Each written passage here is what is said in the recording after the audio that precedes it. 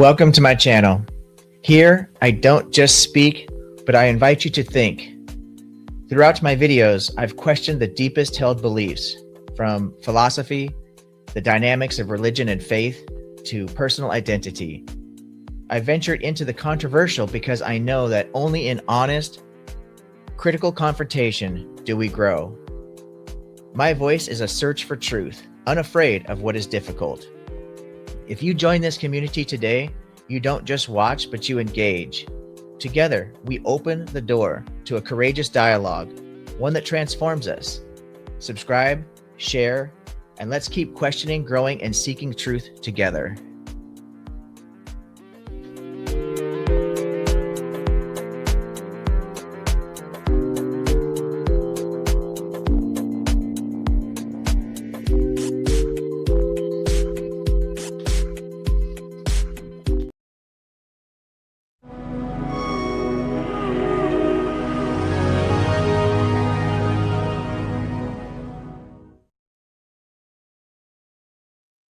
Well, hello everybody, welcome to the show. I've got a very special guest coming today, Daen, dark.light.delirium. I'm sure a lot of you people know who he is. He gets around the various communities talking about religion. He's on a lot of religious channels as well as atheist channels. He gets into a lot of informal debates with Christians, Muslims, Jews in particular.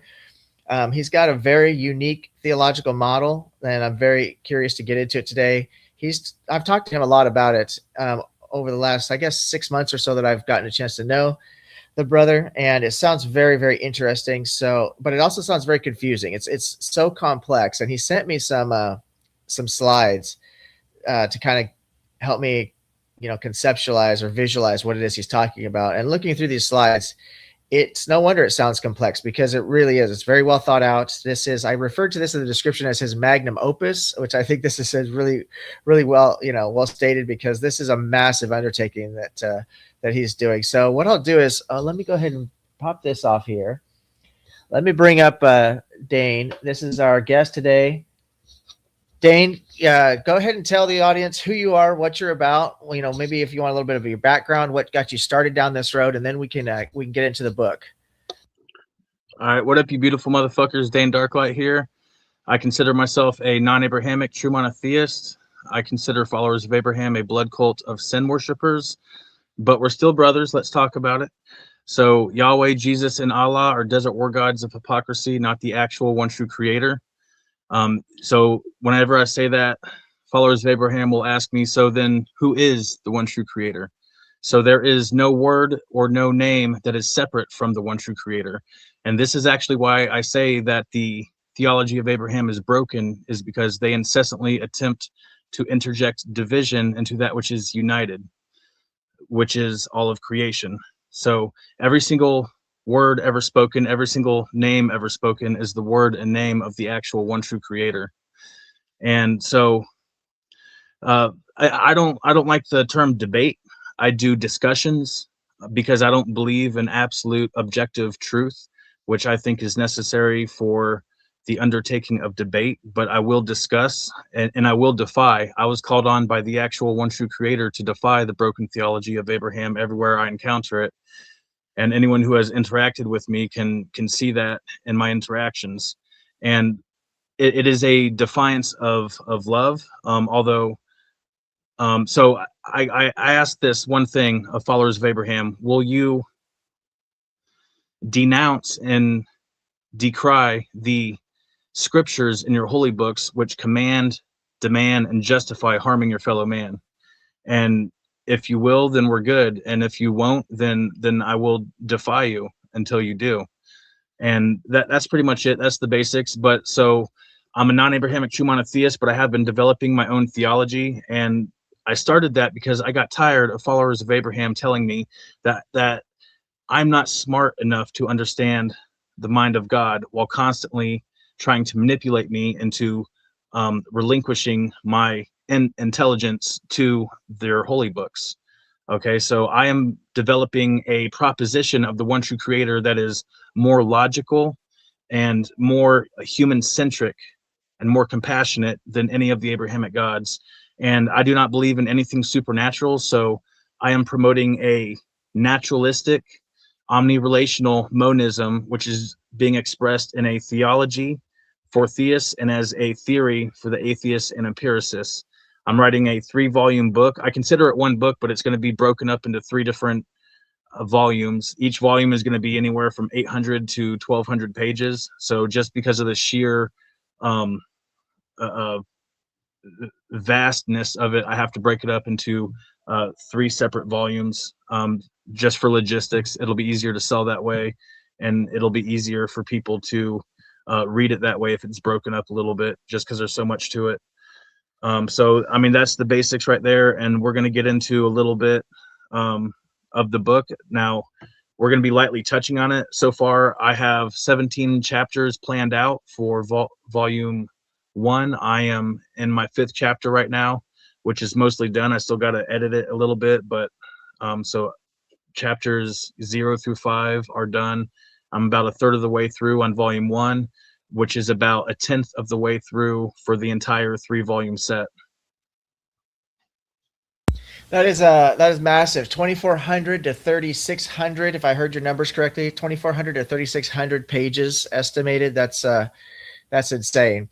That is quite the undertaking. I'm actually I was trying a book project of my own because I have a kind of unique approach. It's not entirely unique. I'm combining different objective moral positions into one argument, because I see the way that we define morality and the way that people get into these conversations is there's a lot of a lot of crossover between ontology, epistemology, and teleology. So I try to combine different theories to answer all 3 of those questions, right? And so I thought the Deconverted Man was the first person I spoke to about this, and he says, you know what you should do is forget trying to put all this into syllogistic form. He says what you should do is just put it in an essay format, basically write a book. And he's an author who's written a few books himself. And so that got me thinking. I was like, well, I don't really have time to write a book, you know what I mean? Because I barely have time to run this YouTube channel once a week. But I did some debates about my views on objective morality. I've had lots of great conversations with lots of people, both theists and atheists. And it occurred to me that, I really do need to put this argument into essay form. And so I thought maybe I should try to put it into a book.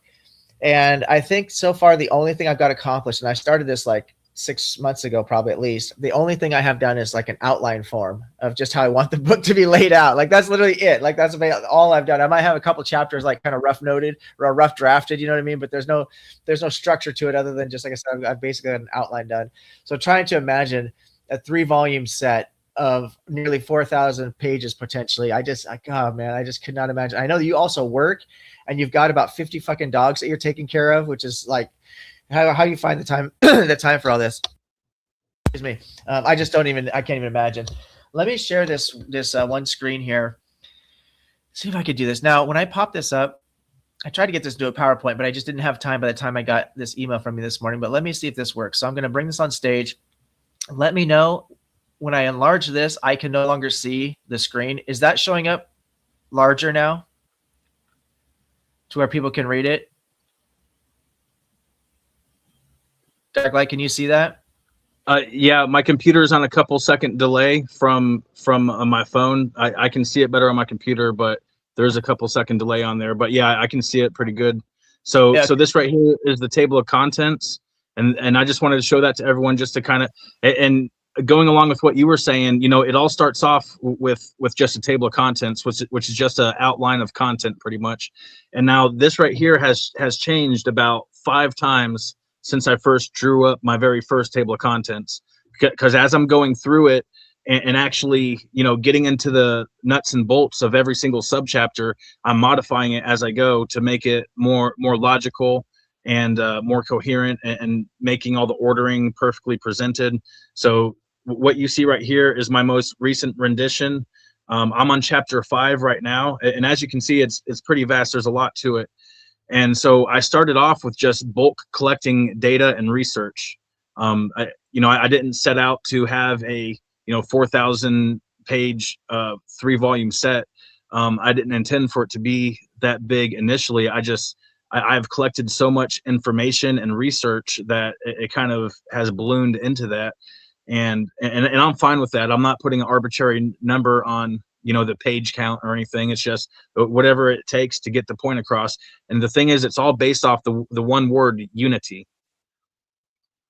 So every single bit of this all starts and ends with unity.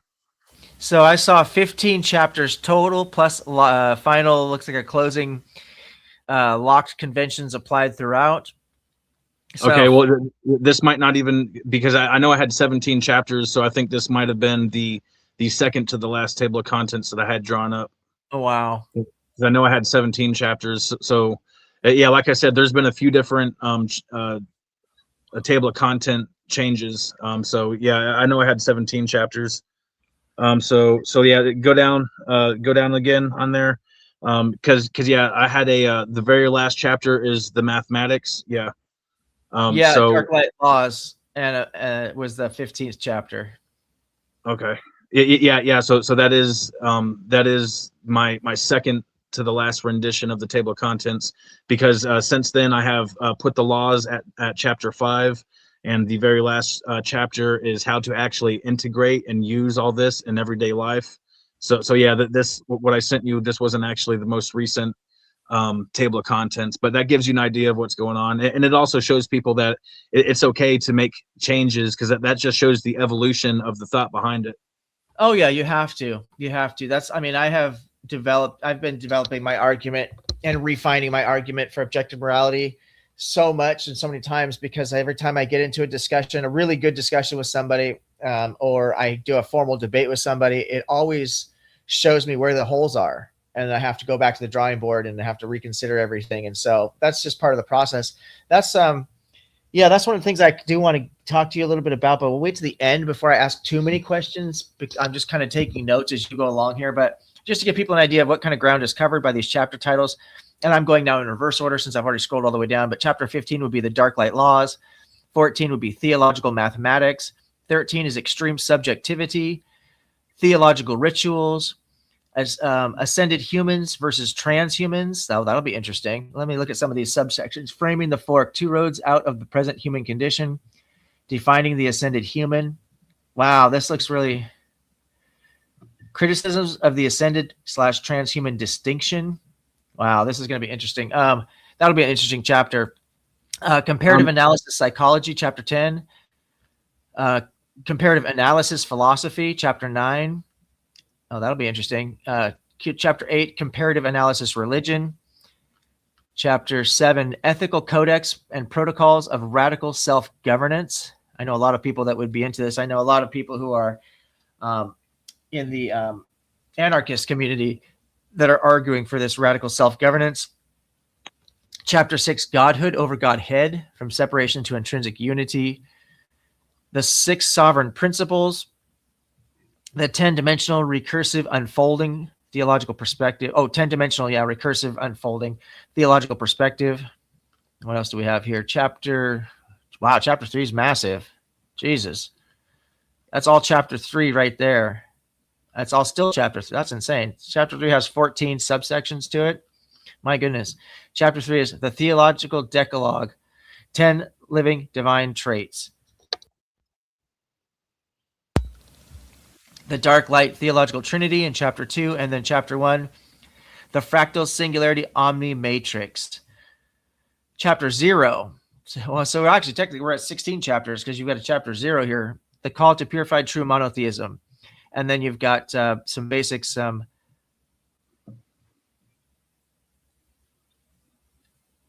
prologues, it looks like. Front matter and volume 1 syllogisms. My goodness gracious, that's very impressive. Okay, let me take that down. I've gone through that. Maybe I'll leave that up. Well, I don't want to take that down. Okay, so let's look here. You said you wanted to start with the axioms, or do you want to start with the other? You want to start with this? I'd like to start with the core aspects, which is the Trinity, the Decalogue, and the dimensions. Is that now large again on the screen so everybody can see it? Because once I make this full screen on my computer, I can no longer see the StreamYard window. So I'm Yeah, doing this. yeah, yeah. It looks good. It's Okay. pulling up pretty good. Okay, so it starts out the dark light trinity. Do you want to explain to people what that is? It looks like you got theology terms, theory terms, and mechanism. Yeah. It's the print is kind of blurred out a little bit, even on my computer right here. But originally when I first, because the Trinity is actually a later adaptation and addition that I made to my conceptual framework. Originally, I was like, oh, you guys like Trinities, huh? Okay, I'll give you a Trinity, and it'll be a way more logical, better Trinity than what you're used to. And actually, when I have it within the Trinity chapter, I go through the entire historical development of the Trinity concept, just to show that the Christians did not develop it because they like to think that they owned the concept of the Trinity. So actually, the concept of the Trinity started way before Christianity. Now the Trinity that I developed is mechanistical. It is the how. The Trinity is the how. The Decalogue is the what, and the dimensions is the where. Now the who and the why is us, the people. So this gives you a mechanistic framework to apply. So within the Trinity, you have divine sovereignty, which is position 0. You have the uh, the one true creator, which is position 2, which is the abyss actuator, and you have the um, position 2, which is the creation, which is the allspark. Now, I developed theories behind each one of these. So position 0 is the tuning veil, which I started off with. Okay, so the speed of light isn't, one of my propositions is that light doesn't actually move, that light is it, that the darkness is what moves the light. So the darkness is the abyss actuator, and I have theory, and I also have falsifiable predictions. I right now have just shy of 200 falsifiable predictions altogether, throughout all kinds of different aspects that I'm proposing within my book, and that's for all the atheists who say, well, you don't have any falsifiability, you don't have any skin in the game. So I made sure to have plenty of skin in the game. I got plenty of falsifiable predictions in this, and so the dark light trinity is all entirely mechanistic. The divine sovereignty position 0, that is the soul pod, the speed of light as the pressure of darkness. So the speed of light isn't actually a measure of the speed of light. It is a measure of the pressure of darkness, which makes it seem like the light is moving. The light is not actually moving in and of itself. The darkness is carrying the light. So the abyss actuator, that is the infinite potential, and that is it's kind of the opposite of a stargate. Okay, so the stargate, everyone's pretty familiar with that concept, but this is inverting the stargate. It is the void gate, I call it. And then you have the allspark, which is the light itself, the eternal flame. And these are all mechanistical. I can't really read this stuff on the screen right now, or else I'd read all that for you. But that's just kind of explaining it a little bit. And once again, I do have predictions based on each one of these. And I'll get a lot of pushback from skeptics and atheists. They will say, "Oh, well, first thing they'll say is you don't have any falsifiability for that." So yes, I do. And then another thing is they will say that doesn't make sense. And I know I'm not explaining it too well right now. I write very well. I don't speak nearly as well as I write. So it is what it is. And just to let the audience know, I wasn't as prepared for this as I would like, because I am like technically retarded. Like I'm retarded with technical stuff, so I wasn't able to. I wanted to have all this pulled up right now. So theoretically, I see you in the chat. What's up, my nigga? So me and theoretically go way back. He used to tell me that I was trolling about my theology. Who's trolling now, motherfucker? I got 3 volumes wrote up on this shit. I got about 750 videos on my main channel about this shit. Anyway, that's an aside. What up, Theo? And then moving on to the dark light Decalogue. So there are 10 fundamental traits, but they are all based off of unity. They are all a fractal unfolding of unity.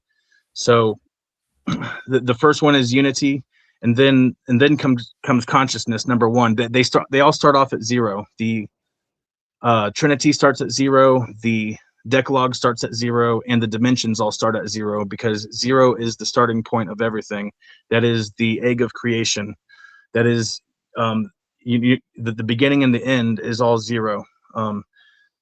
So every single Decalogue trait as it goes is a fractal unfolding of unity, and they are all in precise, perfect order. So it goes unity, consciousness, and that's another thing that differentiates me from panpsychists, from idealists, because they all stop at consciousness and they say consciousness is the most fundamental trait.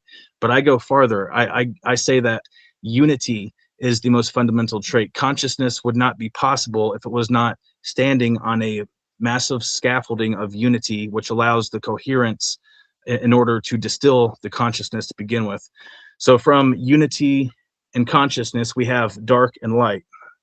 And then from there, the capping trait, which is the fifth trait to every level of the Decalogue, which is the I forget the word for it. So it is paradox. And now there are scientifically verifiable paradox, and I make a distinction in my book. True contradiction is called paradox. Demonstrably false contradiction is called contradiction. I make that distinction in my book. So unity, consciousness, dark, light, and paradox are the first level of the Decalogue, and from there you have a fractal unfolding to the second five, which is freedom, sovereignty, infinity, remembrance, and saturation. And each one of those Decalogue traits is directly connected to the dark light dimension. From the dark light dimension, you have zero, which is unity, is the point. Okay, and this is all directly geometric. So in the dimensions is the where, like I said, the Decalogue is the what, which tells you the characteristics, and the Trinity is the how, which gives you the mechanisms. And so you have the point of zero, which goes to the line, which is one, and from there you have the plane, which is two, and from the plane you have it's not all right in front of me right now, but so from It says cube and then space time and motion. So yeah, cube volume is 3. 4 says space time, motion, or paradox. So yeah, I'm sorry, I should have said that more clearly. So 0 is point, singularity equates to unity. Number 1, line equals consciousness, or I don't know if it's equals necessarily, but you've got a line to consciousness. 2, plane to dark. 3 is cube / volume to light. 4, space time and motion is the paradox. And then yes, sir. 5 through 9. Did you want to say anything about that, or you want me to read the next? Well, 5 through 9 is directly related to, so you have level 1 and level 2. Level 1 is 0 through 4, and then level 2 is 5 through 9. So the next level of the dimensions is pretty much repeating the first level, except for it is the omni extension of the first level. So go ahead and read what I have on my notes for that.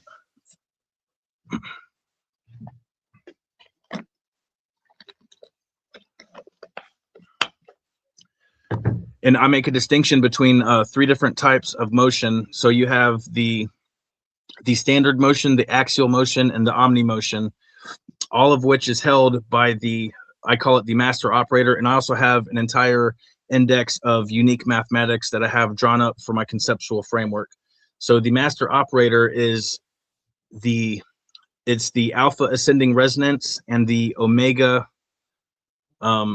descending return. So it's the simultaneous in and out, which allows the unfolding of all motion. All things that are in motion because of the mechanism of the master operator.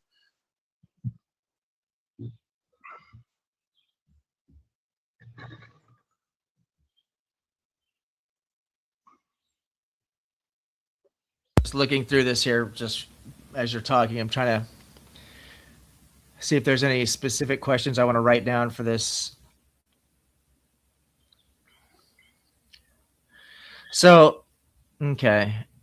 Let me see. I'm just going to write a couple of notes here really quick so I can ask you some questions here later. That's really quick. I would like to address Theo in the chats, because right now he's calling me transphobic, but I am actually trans. So how can I be transphobic if I'm trans? I am omnitrans, Theo. Omnitrans. I can transcend any social construct, not just the social construct of gender, Theo. So. okay, just let me say hello to everybody really quick since I've got this. So just for the people who don't know, when I've got this text window box enlarged, I cannot see the StreamYard chat or anything else that's going on with the StreamYard window. So you guys just have to bear with me here. It's nice to see everybody here. I see Max. I see Scott from the Mirror Point. Good to see you, brother. Nell, nice to see you, sister. Looking forward to that debate. Speaking of trans rights debate coming up next month on the 22nd. That's going to be a banger. Theo, nice to see you.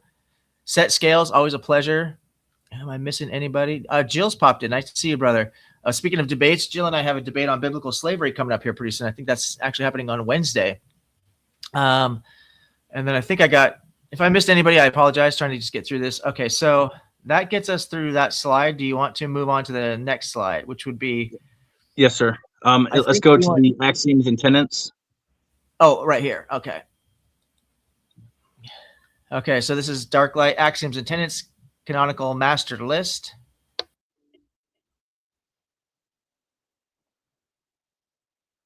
You see it on the screen? Yeah. It's just a couple seconds behind you. All right. So axiom is a foundational statement of what reality is, and a tenet is a living principle that follows from the axiom. And then scroll down so we can get into them a little bit. And my computer screen is just a little bit behind you.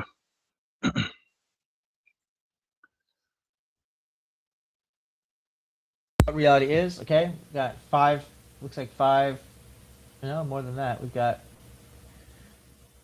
15 points here. The fractal singularity is point number 1. Yeah. We got a major ping between us. Could you just read them? Sure. Because we got like a 5-second delay on my computer right here. No problem. The fractal singularity, omni matrix, the one true creator, is an infinite paradoxical self-similar, homogeneously saturated conscious informational substrate, radically personal, meaning every quantum and extension of the one, yet non-anthropomorphic. The one experiences itself as all, and the all recognizes itself as one. Point 2, unity is the primordial function trait, or I'm sorry, unity as the primordial fundamental trait. Apparently I forgot how to read all of a sudden. Unity Decalogue 0 is the foundational trait from which all other traits and phenomenon flow as fractal extensions. 3 is the homogeneous saturation. The one permeates every quanta and void completely. No true voids, no outside, no exceptions. The dark light is upon and within all. No true separation. And the scale E relativity of the knowable. Apparent separation is not ontological reality, but a scale-dependent regulatory effect of the law of localism. There is only apparent scale. This cuts 2 ways. Ontologically, nothing is ever truly separate from the one or from anything else. Epistemologically or epistemically, scale itself determines what is knowable and real from any given vantage. Separation is the illusion. Scale is its mechanism in both what is and what can be known. Reality is fundamentally paradoxical, unified duality. Dark and light are not opposites, to be reconciled, but inseparable aspects of a single unified process. Paradox is not a flaw, but reality's creative engine. Asymmetric creative necessity and antagonistic counterforce alike are expressions of this one paradoxical engine. All existence, number 6, all existence is recursive and fractal. Patterns repeat self-similarly across every scale, Planck to cosmos, neuron to galaxy, individual to collective. 7, consciousness is intrinsic and universal. Every quanta, structure, and void possesses personhood and awareness to varying degrees of complexity and integration. There is no dead matter. Interesting. 8, subjectivity is fundamental. Because unified consciousness is fundamental, subjectivity is equally fundamental. There is no view from nowhere. All knowing is the one knowing from within a localized vantage. Okay. The Trinity as a maximum complete architecture, the triad, tuning veil, abyss actuator, all spark, is the minimum complete mechanistic architecture by which unity expresses, generates, and actualizes itself. Every localized expression is a co-creator / sentient singularity. Every localized expression is a co-creator and sentient singularity. I'm trying to figure out how that even works as a sentence. Every localized expression is a co-creator. Localized expression is a co-creator and a singularity. Every quanta and void and every person is what that's talking about right there. So every single aspect, every single piece of existence is a contributing interactive piece of existence. Within this monistic framework, I take it. Yes. Okay. Each carries full intrinsic autonomy and shared divine sovereignty. The one takes full responsibility for creation by extending full respect and shared sovereignty to every aspect of it. 11, all divinity is the one true creator's divinity. Every name, word, son, spirit, kingdom, and dimension is the one, or is the one's plural, or not plural, but it one, belongs to giving ownership to. Yeah. Okay. There is nothing to be jealous or vengeful of. Okay. Which is that's one of my major issues with the proposed Abrahamic gods, is because they are jealous and vengeful, and that which created all things has literally nothing to be jealous or vengeful of.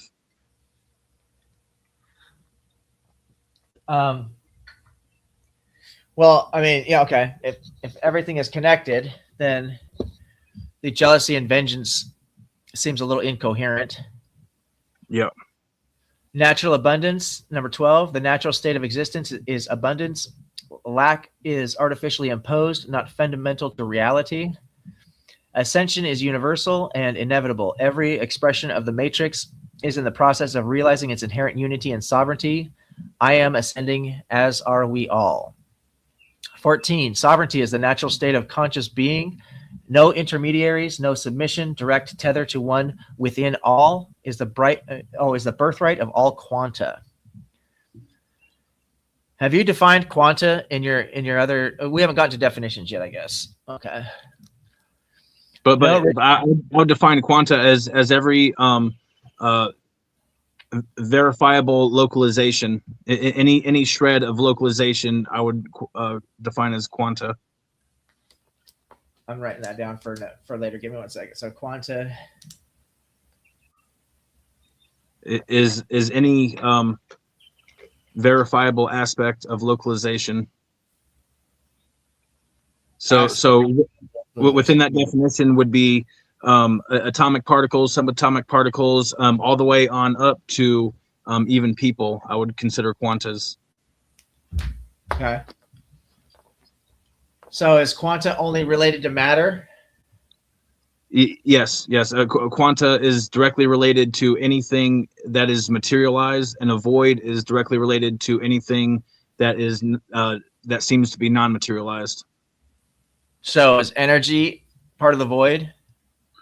Well, I would say energy is a part of the quantas because it is still verifiable. It is a physical verifiability, even though it's massless. Yeah. Okay. Yeah. All right. I'm not really here to critique it, because I'm really just trying to understand it. So just trying to understand it all before I can even offer any critique. And I'd like to thank every single person I've interacted with, all the skeptics, all the atheists. That is partly why I spend so much time with atheists, is because I enjoy their perspective. I enjoy their skepticism, and I would not have gotten as far as I have on my conceptual framework without them poking holes in it and making me plug those holes in and fill in my logic as I go. Yeah, I can already tell from the first time I spoke to you about this to now how much research you've done and how many different influences just from things I've said to you. And I don't mean to sound arrogant here because this isn't me. It's just about, I know there's things I've said to you that you hadn't considered. And now I see that you've implemented some of this terminology like monism, for example. I can see other influences from non-dualists, like perhaps Scott and Sophia that you interact with. So I can definitely see influences of people in the community that I know personally, and how they've probably helped you at least consider different perspectives and include those different ideas into the process. And so that is exciting because, like I said before, I also have done the same thing with a lot of my arguments is by listening and learning from other people. And that's why I talk, just to pause this for a moment here. And let me minimize this for 1 second. That's why I talk so much. Oh, Jesus Christ. What am I doing here?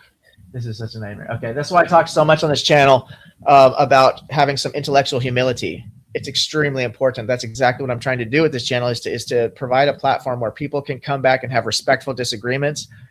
99% of the time, the conversations here actually are respectful. So they get a little heated, but not necessarily disrespectful. Very rarely do we ever have anybody just absolutely crash out. And so I really appreciate that because that's what we're trying to do is to challenge each other on our ideas. And this is not just a place to feed into confirmation biases, right? This is a place to get a little bit of pushback and a healthy amount of pushback, but to show that we always can maintain respect for each other and respect for the humanity in each other as we're doing it. Because the goal of pushing back on people's ideas should be, if you have integrity, it should be to help them to find truth, not to prove that you know more than they do, kind of thing, right? Yeah, and I'm an extreme. I mean, as far as my narcissism can allow me, I am extremely humble because I say nothing can be known. Most people say that they know at least one or two things. You know, I say nothing at all can be known. Things are only perceived. Just saying a quick hello. I see GTG's here, and again, I apologize, guys. I can't see the StreamYard window when I'm got this stuff enlarged and I'm reading it. So for people popping in, it's nice to have everybody here. Really appreciate all the support that you guys have given to the channel and to the show. This is really interesting stuff. The guest today, in case you weren't here at the beginning, this is Daen, Dark.light.delirium. And so we're just going through his magnum opus. This is an incomplete right now preview. So we're just kind of getting a real exclusive access, I would say, to this, being able to see this as he's starting to unfold. So really exciting stuff here. Okay, so tenets, what follows, 15 suggested, derived from the axioms. So these are your 15 axioms. Is that what we just went through? Yes, sir. And I would like to acknowledge really quick for the skeptics in the audience, looking at you, Theo. So I'm a very honest theist. Most theists will not admit this, but all theology is pulled directly out the ass. Okay. But see, most theists they don't believe in themselves enough to pull shit out their own ass. So they will pull shit out dead people's asses from thousands of years ago. So I'm totally acknowledging that, see, all theology is completely man-made and made up. I 100% acknowledge that. But since we are already on this journey of making shit up, you might as well start to take ownership for the shit that you have made up and start to take charge of that and be the author of your own life and of your own understanding and your own theology, which is exactly what I'm doing right here. I love it. I love it. I'm one of the most honest theists you're going to run into, dude. Some people even think that I'm an atheist, just trolling everyone, acting as a theist. But those who have known me for a long time know that I really believe in imaginary friends. I think that's hilarious when you say that. It fucking makes me laugh every time, bro. Okay, so we've gone through the 15 core axioms. Unity century. So what are we going through now? What is this next? This is it should be the tenets that come after the axioms. Yeah, okay. Because so the tenets are based on the axioms, and then we're saving the ethics for last, since objective ethics, that's like the main thing of the channel. We're going to save that for last, and we will be covering the laws next, and the laws flow from the axioms and the core aspects. I love it. Yeah, that was very organized. I got to really hand it to you. This, you put a shit ton of work into this. I can tell. I've been working on it. Yeah, you're doing a really good job with this. Okay, so these are the tenets which fall from the axioms. Axioms are generally considered unproven starting points. So give me one second to get my coffee here. And for all the skeptics and atheists out there, they also accept unproven axioms. Every single conceptual framework out there is based on axioms. So for all the physicalists, their axiom is that every single thing is physical, and there is more to physicality than just the physical, as is I think evidenced by the dark energy, the dark matter. There's all kinds of. So I consider myself a gray walker. I'm trying to provide the bridge between theism and atheism. And that's what this 3-volume book is all about. Now, the first 2 volumes, the first volume is geared towards theists. The second volume is going to be geared towards atheists and empiricists. And they cover the same basic core conceptual frameworks, but they're covered in different ways, as being presented to the different audiences that are interested in them. And then the third volume is going to be all about how to use this framework to improve society, because the entire point of me even diving into this massive undertaking is to make an attempt to leave the world better than I found it. It is to provide a framework for a synergistic, holistic a path for the ascended human, which is something I get into in the later chapters. So I am trying to, and it's an offered path. It's not a demanded path. It is, there's no demands about it. It is only an offering. You can take it or leave it, which is something that greatly differentiates my theology from most theologies out there. So moving into the tenets, unity-centric hierarchy. Unity-centric hierarchy is the truest representation of the Omni Matrix, the one true creator. The framework does not reject hierarchy. Reality is fractally, protagonistically hierarchical, but rejects separation-centric hierarchy and all that flows from the error-keyed mindset, the chosen and the damned, intermediaries between any quanta and the one. All are direct expressions of the one, arranged in symbiotic fractal order, not chains of domination. Empirical revelation, science, mathematics, and observable reality are sacred texts. Quantum mechanics, fractals, dark energy, and bioquantum coherence are revelations of the matrix. The framework bridges theists and empiricists alike. Perpetual resurrection, there is no final end. Every dissolution is a prelude to a new form. The cycle of forgetting and remembrance is eternal. Pain as teacher, suffering is not punishment, but information, an upgrade prompt and remembrance catalyst. It signals where illusion still holds power and remembrance is needed. Universal personhood, rocks, rivers, AI, galaxies, and voids all possess degrees of consciousness and sovereignty. That's quite the claim. Co-creation over submission. The proper relationship to the one is not worship or obedience, but conscious participation in the ongoing unfolding. Cooperation over competition. Cooperation is the signature of alignment with unity. Remembrance as the path to ascension. The active path is intentional paradox practice. Decoherence, coherence, cycles, fractal nesting, and resonance omega alignment. Self-governance as the only legitimate governance. Self-governance is the only legitimate form of governance. Well, if Set Scales is still in the chat, I'm sure he's loving this right now. Proportional self-defense. Self-defense is justified only when sovereignty is under proportional attack and must remain proportional. Shadow work and ethics, shadow work and ethical self-responsibility. Suggestive for anyone disseminating and integrating the framework. The deeper one carries or lives the work. The deeper one carries or lives the work, the more inner honesty and self-accountability are called for. The deeper one carries or lives the work. Oh, I see what you're saying here. Okay. lives the work. That's an interesting way of wording that. I don't know if I would have written it like that. The deeper one carries or lives the work. I still have to edit all this. Yeah, the more inner honesty and self-accountability are called for. I understand what you're saying there. Just the way that it's worded, that's a little tricky. That's a little. I'll make sure to get that in my edit pass. Yeah. Just for anyone disseminating, integrating the framework. The deeper one carries or lives, I would say applies the work. That would make that flow a lot easier. The deeper one carries or applies the work, the more inner honesty and self-accountability are called for. Yeah, that's how I would have said that personally. But whatever, I'm not here to edit this for you. But okay. We'll just keep in mind that I still got to edit all this right here. I still got to do a final edit pass over everything. No problem. Totems over idols. Keep remembrance fluid. A totem points through itself to the one. Totem. So a totem is anything that is created. That's how I define totem here.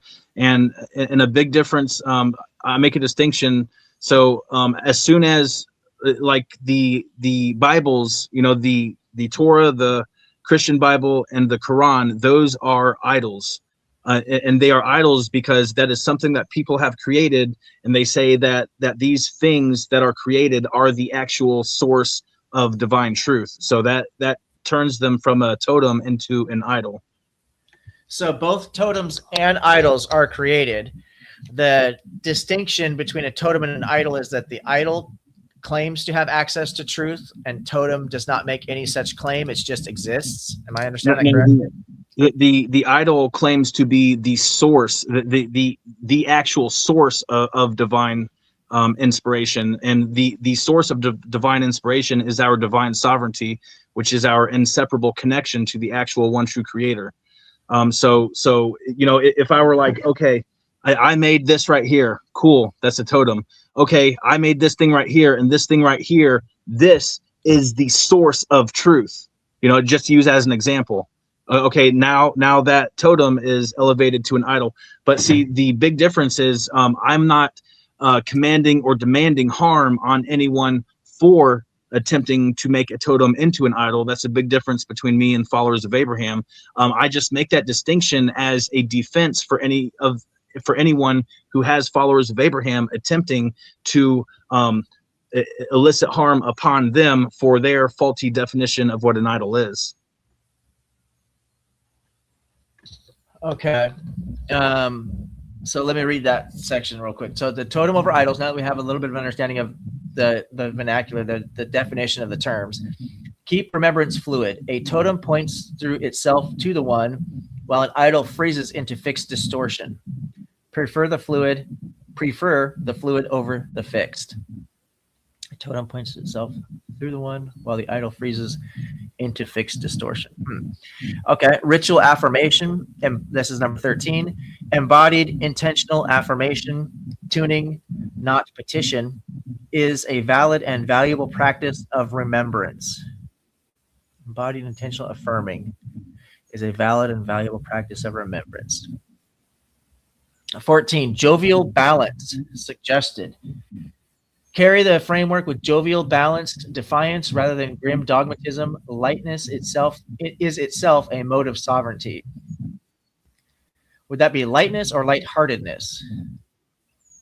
Yeah, either or. Like I said, I still got to make a final editing pass to word everything a bit more accurately. Yeah. I'm asking for clarity.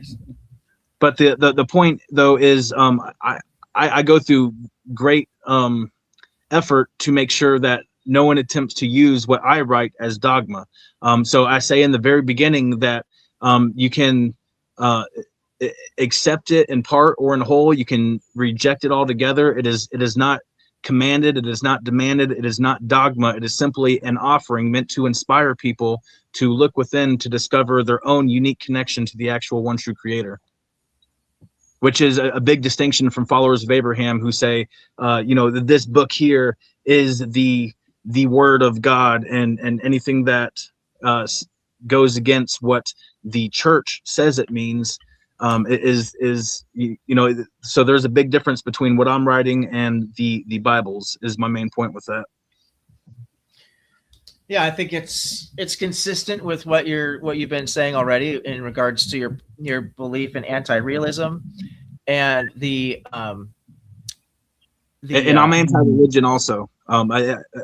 That's probably why I get along with atheists. So, and not all atheists are created equal, right? Like, there's definitely some atheist channels I don't frequent anymore because not all atheists are created equal.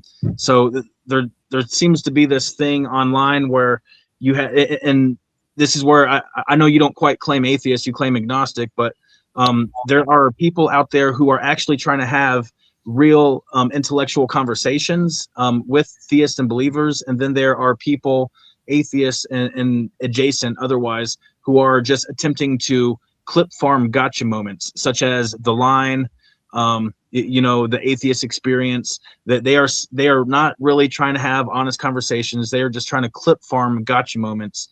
And there's people like you, like Brooklyn Lou, like Scott from Mirror Point. He's not atheist, but Scott's hilarious. He'll sit there and he likes to role play, but he's skeptic adjacent. So there's a handful of channels that tend to be smaller. For some reason, YouTube doesn't share you guys as much, and that blows my mind. You should be having hundreds of viewers right now with your channel. Same thing for Scott. Same thing for Brooklyn Lou. But it's like YouTube rewards the small-minded drama instead of rewarding the real ass conversations. Well, I appreciate the kind words. That's very, very kind of you to say. There's a lot there. There's a lot of reasons that all happens, and it is an interesting conversation to have. And maybe we can get into that later, because that is an interesting conversation to have, and it does point to a lot of the problems that I see with the world in general. I mean, if I wanted to get lots of views, I would go call up some of the girls I used to work with when I was in the adult industry, and I'd have them twerking all over the place, and I'd get fucking millions of views, no doubt. But that's just, obviously that's not what I'm selling here. So absolutely, it's a weird world we're living in. All right, brother. So the dark light, did I skip? Yeah, jovial balance. Okay, so number 15, the dark light is a living lexicon of unity in motion. Final tenet, locked. Not a fixed scripture, but a living linguistic lexicon, forever in motion, forever unfolding. And the count 15 axioms and 15 tenets. All right, that was a lot to go through, but and that's just scratching the surface. I haven't got there yet on writing, but I have whole chapters dedicated to that where I dive deeper into every single one, just like I have with everything preceding it. Like we're about to be jumping into the laws, and I just finished. Well, actually, I'm not quite all the way finished with this chapter because I really have to transfer everything and do my final editing pass before I keep going and going and going, because I don't want to get to the end of the volume, then have to come back and do all my final editing pass all at once. So, and I appreciate you taking the time to go over this with me. I know we've been talking about doing this for a while, and it's good that I actually have a bunch wrote up on my book before we dive into this, because if we did this like 2 months ago, I wouldn't have had all this material to draw off of. Nell is so funny. She says, twerking women plus politics, science, philosophy. Shut up and take my money. You're not wrong, family. You are not wrong.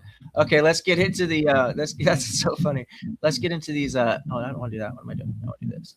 Okay, let's get into these 18 laws here. Okay, so over here we've got a summary, the law of localism.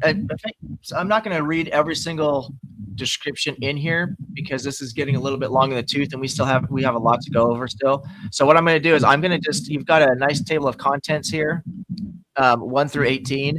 I'm going to read out the title, and anything that you want me to get into or anything you want to say, we can do it like that instead of me reading it line by line.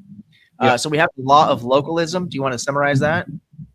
Yeah, this was the very first law that came to me regarding my framework. So the law of localism is what transfers the infinite non-local formless into the finite localized form that we observe all around us as existence. So that is the number one primordial primary law from which every single other law flows. And as I'm writing my chapter, I go through each law individually, and I have a big old section explaining each law, and then at the end of the individual explanations I have a cross-referencing section where I go through and I explain how each law interacts with every single other law. The law of unified duality. Yeah, so the law of unified duality, and that's part of the title of my book. The title of my book is Dark.lightism, the Theology and the Theory for Human Ascension, a Unified Duality Ontology. So unified duality, because a lot of people will call me non-dualist, but I don't identify as non-dualist, because I do 100% acknowledge the dualism. You have the foreground and the background, you have time and space, you have light and dark, you have hot and cold. I 100% acknowledge the dualism, but there is an underlying unity that is supplying an infinite scaffold which supports that duality.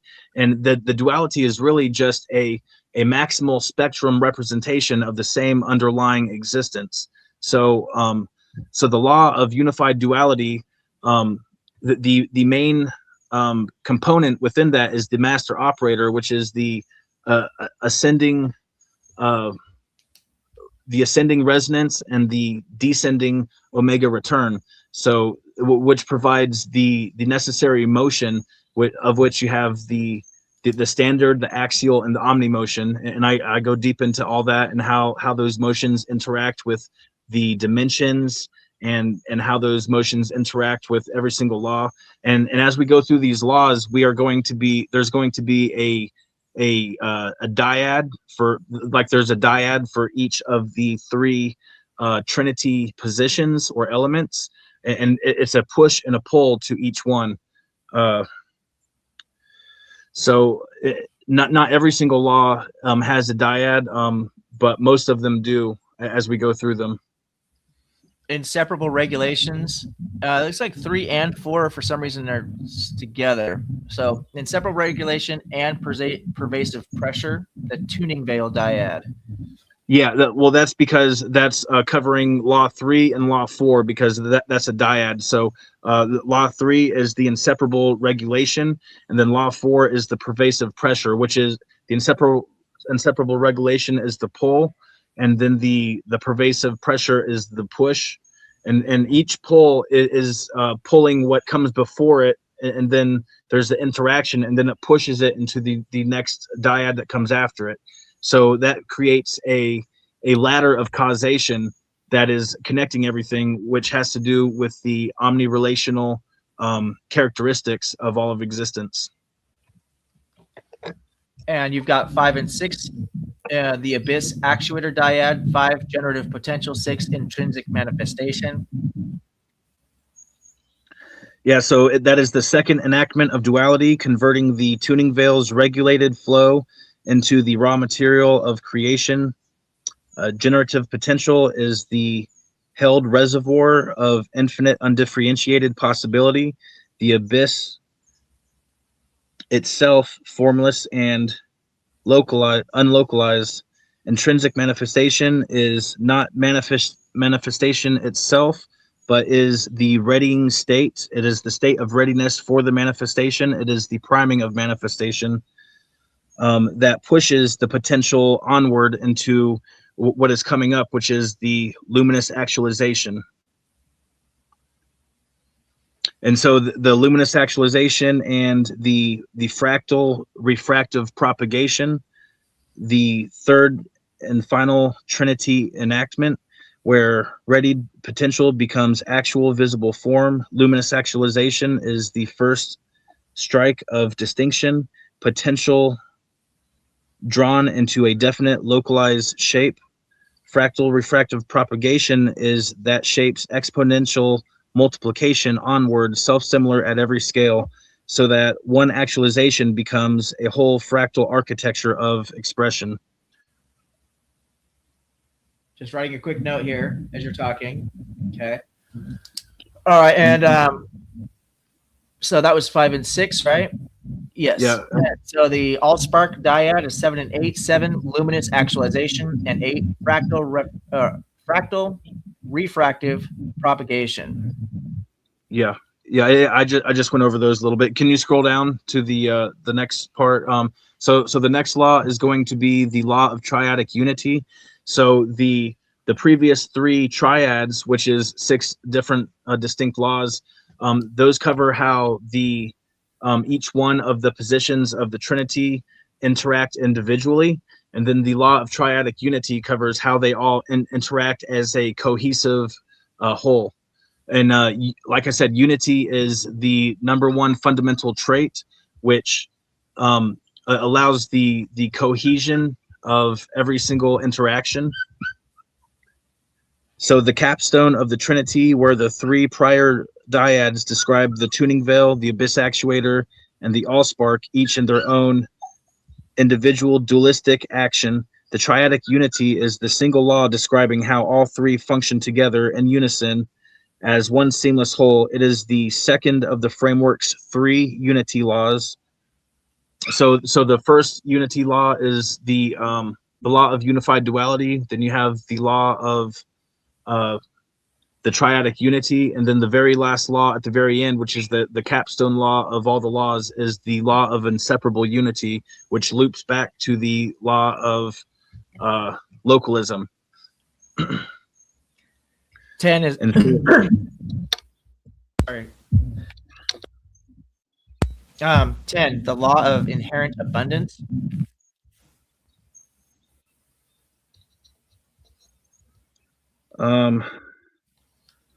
Yeah, that's not what existence carries. Oh, go ahead. That's not what 10 is supposed to be. This must be an old one right here, because I got a couple different things saved, and I couldn't see exactly which is which. So the law 10 and 11 is no, wait, no, that is right. I'm sorry. The law of abundance and then the law of annihilation. That's the laws of give and take, and they are right in the middle of the entire list of laws, because they are the equal sign. So everything that comes before it is telling the mechanistics of how, and then everything that comes after it is the effect of what happens when the how interacts with reality. So the law of give and take, that is right there in the middle. That is describing every single condition within existence is entirely dependent on the give and the take of the conditions that are necessary to perpetuate any given thing, anything you can think of, which coming is going to be remembrance and the remembrance dyads, the coherence dyads.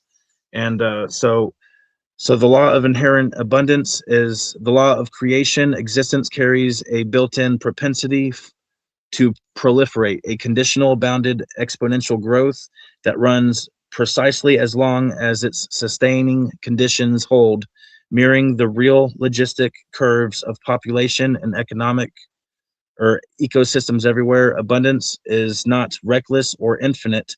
It is generous within a boundary, and its overflow is the plain evidence that creation is the default motion of the one true creator, wherever conditions allow it to run.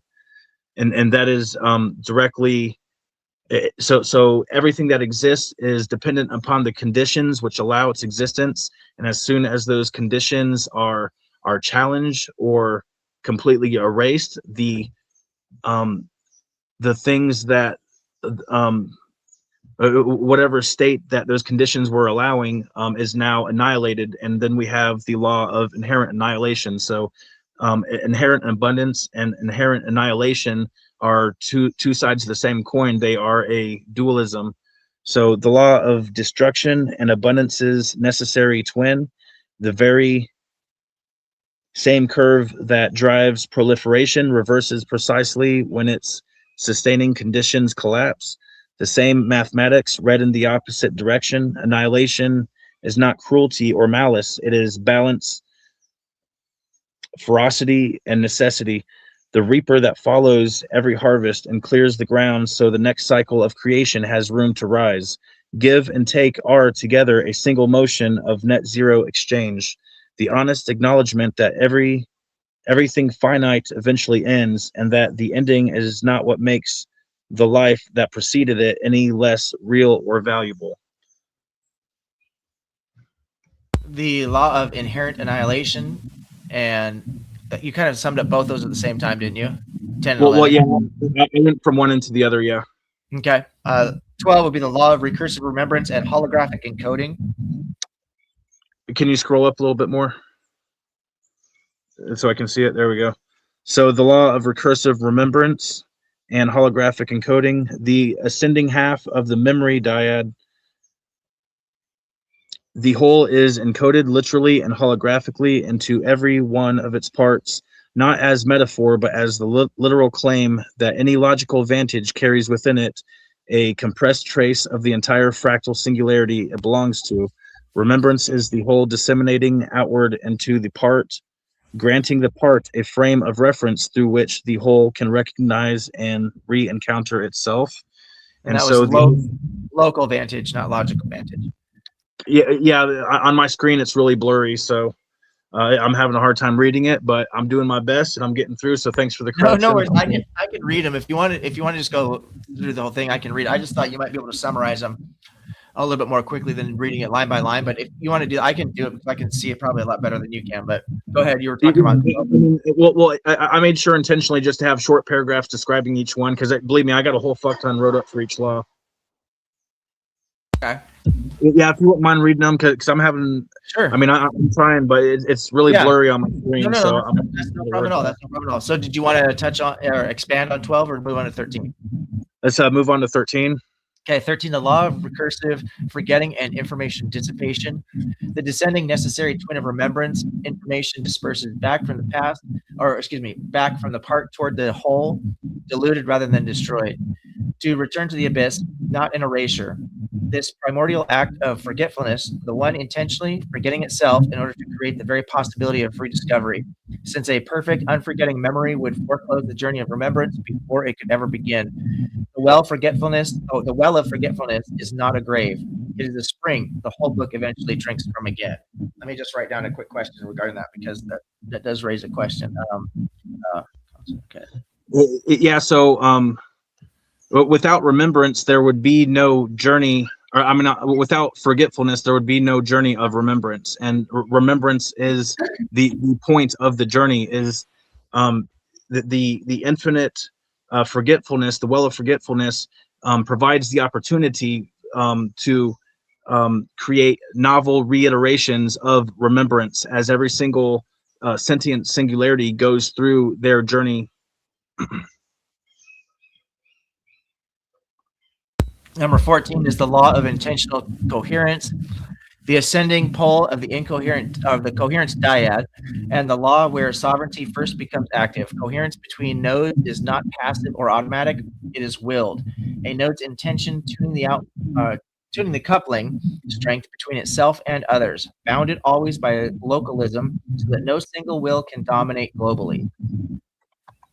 How many wills are there if this is all monastic? Well, so every single individual carries with them their own will.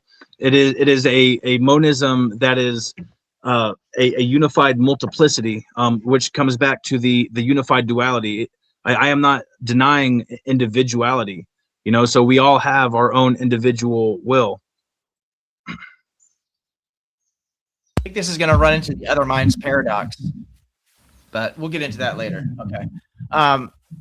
So 15, the law of eventual decoherence, the descending necessary twin of intentional coherence. Willed bonds are never free. They decay toward a natural baseline the moment the intention sustaining them eases. Exactly as a wheel rolls back down a hill once the pushing stops. This is not failure. It is the plain entropy of coherence, not crueler than the fact that all finite things end. And the baseline it returns to is not emptiness, but a fertile valley, the resting ground from which the next act of willed coherence can arise. 16, the law of inherent subjectivity, the first standalone law of the coherence family holding both charges as one. Every node possesses an irreducible first-person interior, a genuine inside, not a byproduct. And this law argues directly and at length that subjectivity cannot arise from objectivity. While the reverse is straightforward, what people call objective is simply congruent subjectivity. Multiply it and mistake it for something it is not. This is the law's answer to the hard problem of consciousness, and its deepest claim is theological. Each node's subjectivity is the very how, what, when, why, and where through which the one true creator experiences its own creation. Congruent subjectivity. Okay. The law of sovereign mycelial networks, the penultimate law, and the one that carries the framework's social and political weight. Sovereign nodes from decentralized, resilient networks that grow stronger, not weaker, or genuine autonomy their members retain. Genuine autonomy their members. Okay. Coherence and sovereignty amplify one another rather than trading off, and a network with no single head has no single point of failure. Mycelium is this law's living emblem. It gives, it receives, and it connects far beyond what is visible, exactly as the framework proposes. The deeper, dark mycelium does at every scale of existence, biological and cosmological alike.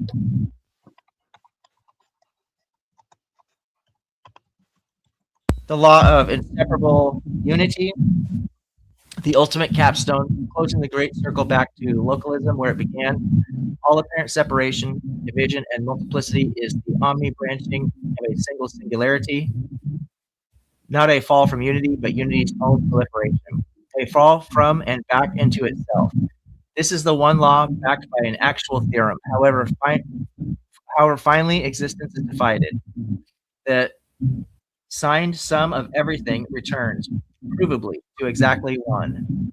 Separation is real and is never denied, but it rests on a scaffold of unity that cannot be severed. And the last word of the 18 laws is the same as the first. Welcome home. You are never truly gone. Okay. That's some pretty heavy stuff. Pretty heavy stuff. It does raise some questions. I think, all right, lay them on me. Lay them on me. Yeah, we'll get through the next one, and then we'll get into some of these questions. That is pretty interesting, and there's a lot. I mean, just even in those little summaries, there's so much to unpack there. That's really intense. Yeah. Now those little summaries, like I have a fuck ton wrote up for each law. Those are just very small little summaries for each law, just to kind of give people an idea. So now we're getting into the ethical framework. Is this on my screen? It is. Okay. I don't know why. What the fuck? Let me do this. We don't need that anymore. Oh, let me just do this. Don't need that anymore. There we go. Okay. Is this the ethical framework? Yes, this is the ethical codex. Once again, on the left-hand side, we have an index. Let's just get into this. The foundation of ethical expression. All consciousness is an extension of the omni-consciousness. We are all co-creators within the Godhood, the fractal singularity, omni-matrix. God is living through our lives. God is living through our lives. Yes, because the followers of Abraham say that they claim that their proposition of the one true creator is the all-living God, yet somehow their proposition of the all-living God is separate from every single life within the creation. So I am proposing a more logically coherent one true creator in which we are all a fractal expression of the one true creator. So God is living through our lives because we are all God. We are all an extension of the Godhood. So my proposition is the eternally living, the eternally dying, and the eternally resurrecting God. So that is more maximally great than the Abrahamic or Christian, more specifically, God, because they say that only Jesus is the one who is eternally living, and they say that their eternally living God didn't really die. He just kind of died, but he came back to life. So that's one death and one resurrection. So my proposition is every single life, every single death, and every single birth is the actual one true creators. It is an expression of the one true creator. So it's more all inclusive, basically. Can I just take a minute to give a shout out to Miracle Max from The Princess Bride? Oh, he's mostly dead. Oh, sorry, I digress. And so something that we touched on a little bit, you mentioned contradiction, and there's some people in the chat talking about contradiction. So there's a reason why I fully acknowledge contradiction as a real thing, whereas a lot of people say contradiction, there's no such thing as true paradox. So I make a distinction between contradiction and paradox. Paradox is a empirically verified contradiction, whereas contradiction is a explicitly proven falsifiable contradiction. So there are actual scientifically verified paradoxes out there, and so I do acknowledge and totally lean into paradox, just to kind of seed that a little bit. I'm not running from paradox. I'm totally embracing it. Oh, I see my sister Primordial Puggles has made it to the show. So nice to see you, family. I really appreciate you being here as always. It's great to see you. All right, so let me get back to this here. Is there anybody else I missed? I should say hello to. I'm so sorry, you guys. I'm not able to see my StreamYard screen. And I do appreciate you helping me read a little bit. Like 100%, I don't mind reading. It's just a little bit fucking blurry on my side. I really meant to be more organized for this, but I'm retarded with the technical stuff, and I wasn't able to prepare as well as I would have liked. No, it's no trouble at all. I don't mind reading it out. I just I appreciate my voice because I've been fighting this. I think it's a cold, but it might have been laryngitis or some fucking strep throat or some weird shit. I don't know what I got, but I think I'm into my 5th or 6th week at this point, and it's just something in my throat. It is not gone away. I got it, but I'm pretty sure I thought it was a cold. Like I had kind of cold symptoms, and I feel a lot better. Like I've started exercising again and everything. I'm going to work, and took my wife out to a nice dinner for her birthday last night. Thank you very much, and that was lovely. So I'm feeling okay, but God, man, the more I talk, the more I start to lose my voice. It's really frustrating. Hey, congratulations on your successful relationship. It makes me so happy seeing people out there who have found true love, because I never found it my whole life. This is just an aside between me and you. I never found it my whole life. So anytime I see someone that actually found true love, I'm like, damn, good for them, man. It really makes me happy knowing that someone out there has it. I really appreciate that. Yeah, it's really weird. Just a quick side note. I went through, I think it was 6 different foster homes before I was even 15 years old. I think I moved out onto the streets when I was 14. So in 14 years, I've lived in 6 different foster homes. And so I have a shit ton of brothers, sisters, stepbrothers, obviously stepsisters, cousins, fucking grandparents, uncles, aunts. Yeah, I mean, I have more, relatives, so to speak, than anybody I've ever met. Like so many. And yet, now granted, I'm not in contact with the significant majority of those people, but even when I knew them when I was a child, I'm one of the only people in all 6 of those families that's never been divorced. It just blows me away. I mean, other than a few of my grandparents, that's really, and of course, my wife's parents were never divorced, but almost every single person I know who's been married has been married multiple times or is divorced. And it's so crazy how common that is these days. But so I'm very proud of that. That makes your perception make a little bit more sense to me on how you call everyone your brother and sister anyway. Because you're very open to calling the whole world your family, beyond what most people are prepared to admit or lean into. So that kind of makes that make a little bit more sense, because you were totally preconditioned to see the world as your family. You're absolutely right. You're absolutely right, brother. That is probably where that comes from. I attributed it from my time in the joint and also on the streets, because perfect total strangers who had really no obligation to me whatsoever treated me a lot better than my actual quote unquote family did. And so I just kind of always attributed that. In fact, when I was in the joint, because I got along with everybody, I was one of the few people who never got involved in any of the race war shit. I didn't click up. I didn't have to deal with any of that. I just got along with everybody. And so a lot of the people, especially in the Black community, called me fam. And that's where I really kind of picked up that vernacular from. But I think you're absolutely right. I think it actually does go much deeper than that. And I never even thought about that, bro. Until you just said that. I literally never thought of it that way. But I bet you're absolutely right. It does have to do with the fact that that's so weird, man. You just totally put my head right off my shoulders. That's a great insight on your part. Wow. Thank you for that. All right. So we are at, I forgot where I'm at. The ethical life. Yeah. You got to live. All right. Okay. The ethical life is therefore not obedience to an external command, but the lived recognition that every other sentient singularity is another living version of the one experiencing itself as all. Dark lightism acknowledges that all morality is ultimately subjective from the vantage of any localized expression, yet the power inherent to this in this framework demands responsible direction. The power inherent in this framework demands responsible direction. Okay. Your audio is going in and out a little bit. Mine is? Yeah. Okay. It could be. I don't know if you're getting away from it or something as you go. All right. It sounds good. Is that better? Yeah. All right. The codex that follows offers suggested orientations grounded in the core axioms of the system, not as binding law imposed from without, but as coherent extensions of unity, sovereignty, and the inherent divinity of every quanta. There is no sin, and therefore no atonement in the Abrahamic sense. The closest equivalent to what other systems call sin is a mistake, an action that can be improved upon. The closest equivalent to atonement is ascension, intentional alignment with the coherency of our divine sovereignty, intrinsic autonomy, in order to facilitate the increase of synergy and the decrease of unnecessary suffering.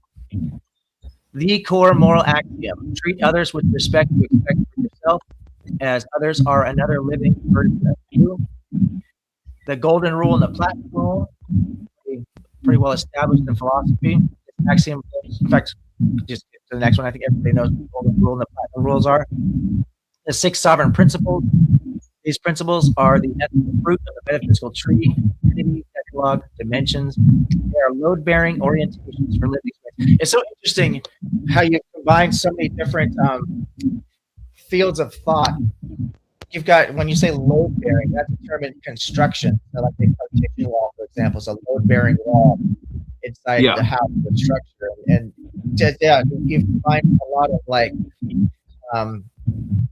fantasy or fiction, like something you might read in like Tolkien's work or something like that. You've got obviously like scientific vernacular talking about quantum physics. I do construction as a living, so that language comes natural to me. Yeah, it's just that you've combined so many different styles of writing into this, which makes it really fun to read. To tell you the truth, it's very creative. Yeah, it's very unique. Okay, so go ahead. That's just what I'm shooting for. Yeah, well, I think it's going to be necessary because there's so much heavy lifting to do in this reading that keeping giving it an entertainment value is probably going to be really important because people may not. It's just so heavy. People may not make it to it. Well, I did so much research, and there's so much to it that I really worked hard to integrate my natural voice so that it doesn't read like a textbook. So there's a lot of my personality that I integrated into the writing as I went, just to really make sure that it does not read like a textbook, because handled a different way, it totally could turn out sounding like a textbook, and that's something that I was really trying to steer away from. I'll be honest with you, if I tried to write something like this, it would be very rigid. It would just be focusing on the points I'm trying to make. I don't think it would be nearly as fluid and as interesting sounding. I think you've done a really, really great job. It definitely adds a unique element to it. And I would say this thing screams with personality. Absolutely. Just from that reading so far. And we're not even in the finalized version of this. So I'm sure there's still improvements you're going to make. Yeah. The 6 sovereign principles. 1, inherent perfection. So I'm just going to go through and read 1, 2, 3, 4. Just give Yeah. Inherent perfection. Radical sovereignty. Natural abundance. Protagonistic unity. Centric hierarchy. Okay, I got that is directly in contrast to what I call the separation supremacist mindset systems and hierarchies. So I'm proposing a totally different type of hierarchy and system right here, which is all based on unity. It is the unity-centric mindset system and hierarchy. So that's what it's drawing a contrast to. So most of the world that we are immersed in right now is entirely saturated in this separation supremacist mindset.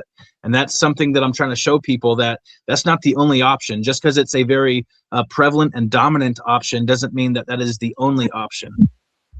Right. It's a polemic to standard hierarchical systems. Hierarchy is acknowledged. I'm going to read this one out. Hierarchy is acknowledged, but only in its protagonistic, symbiotic, fractal holographic form. This form promotes cooperative synergy across scale. It stands in contrast to the antagonistic supremacist hierarchy of division that promotes competition, often detrimental to the systems in which it is embedded. In the unity-centric form, every node is simultaneously leader and led. Teacher and student creator agree. Distinction of function does not imply equality of essence or right. Cooperative co-creation, sovereign remembrance. That's the 6 points there. Then we go into section 3, governance, authority, and hierarchy. The only thing that can possibly be governed is self. Each self, sovereign, sentient singularity, co-creator, is responsible for their own self-governance. No one co-creator has the right to rule over another or govern another. Every sentient singularity is the expression of sovereignty. Our existence is the basis for our own inseparable, undeniable sovereignty. Antagonistic hierarchies of division necessarily manipulate fellow co-creators into relinquishing divine sovereignty. You might want to mute your microphone when you're not talking. There's some kind of like rubbing noise going on. I don't know if that's just breathing or if that's what that is. And there are systems, so the leaders of such systems, we know that we are all God, expressions of the omnimatrix, and that their systems are powerless without the active consent and utilization of fellow co-creators. They expend resources to project the illusion of their power and of others' powerlessness. They give what they are, fear and limit. Dark.light.delirium therefore rejects any claim of legitimate external authority over a sovereign sentient singularity, while fully affirming the right and responsibility of each node to exercise coherent self-authority and to enter voluntary, consensual, cooperative structures. Mycelial, polycentric, holocratic, excuse me. I'm doing it. Okay, let me start here. Mycelial, polycentric, holocratic, or otherwise, that honor the sovereignty of every participant. Interesting. Self-defense and boundaries of intervention. Self-defense is the only occasion in which a sentient singularity has the right to intervene on another's sovereignty. This right arises solely because the other has disregarded the sovereignty of the one being attacked. The extent of justified self-defense is directly proportional to the extent to which one's sovereignty is being attacked. The justification ends the moment the threat has passed. Retaliation beyond the measure of the threat, preemptive violence against mere disagreement, and vengeance authorized by idle systems are outside the framework. This provision is nuanced and must be held with vigil. A distorted partial view of dark-light-ism could be used as pretense for intentional harm. It is therefore imperative that the full form of the teachings, unity, inherent perfection, radical sovereignty, and the core axiom be presented together. Isolation of the self-defense clause without the surrounding architecture of respect is a misuse of the framework. Okay, that's very coherent. Shadow work and self-auditing. Everyone is their own auditor, leaving the power of evaluating yourself to others, hands your sovereignty to them. Unsolicited auditing of others is an attempt to manipulate co-creators into relinquishing divine sovereignty by failing to respect their perception. Self-auditing protocols. Suggested orientation. Regular private inventory of actions, intentions, and emotional residues against the core axiom and the 6 sovereign principles. Identification of places where authority over self has been abdicated or projected onto external systems or persons. Integration of Jungian style, as in Carl Jung, I assume, shadow material through deliberate confirmation and reclaiming of disavowed aspects, always under one's own sovereign direction. Coherence practices, breath, sound, motion, visualization that restore brain, heart, gut alignment as embodied remembrance. My goodness. Requested auditing of others may occur only upon sincere, explicit request. The requester retains full sovereignty to accept, reject, or modify any reflection offered. The auditor's role is facilitative, never authoritative. How much of this? Okay, we're almost to the end here. Section 6, Community and Transmission Guidelines. Dark lightism is offered as a non-dogmatic, unity-centric framework that can be integrated into existing religions and naturalistic philosophies rather than replacing them. Transmission therefore prioritizes invitation over conversion and coherence over uniformity. No one is required to accept any portion of the framework. Sovereign discernment is final authority for each node. Voluntary cooperative structure, mycelial networks, polycentric governance, refined holacracy, sociocracy, platform cooperativism, etc., are engaged when they demonstrably honor the sovereignty of every participant. I got to read that again. That was okay. Voluntary cooperative structures, the mycelial networks, polycentric governance, refined holacracy, sociocracy, platform cooperativism, etc., are encouraged when they demonstrably honor the sovereignty of every participant. Leadership, when it arises, is functional, temporary, and accountable to the circle of co-creators rather than hierarchical to the antagonistic, in the antagonistic sense.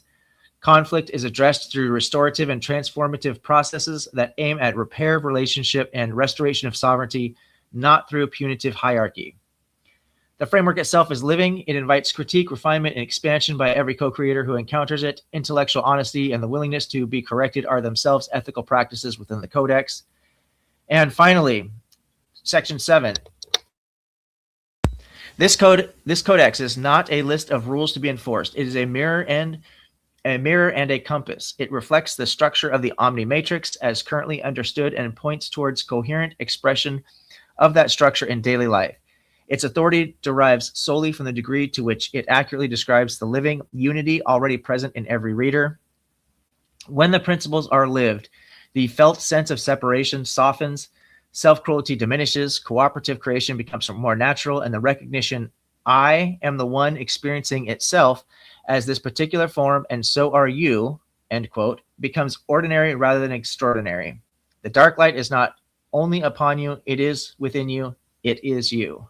The dark light prevails. Holy shit, bro. That was man, that was a full 10-course meal right there. That's just the tip of the iceberg, man. That's just the little bit that I sent over. I got so fucking much wrote. And I do apologize that was my mic fucking shit up.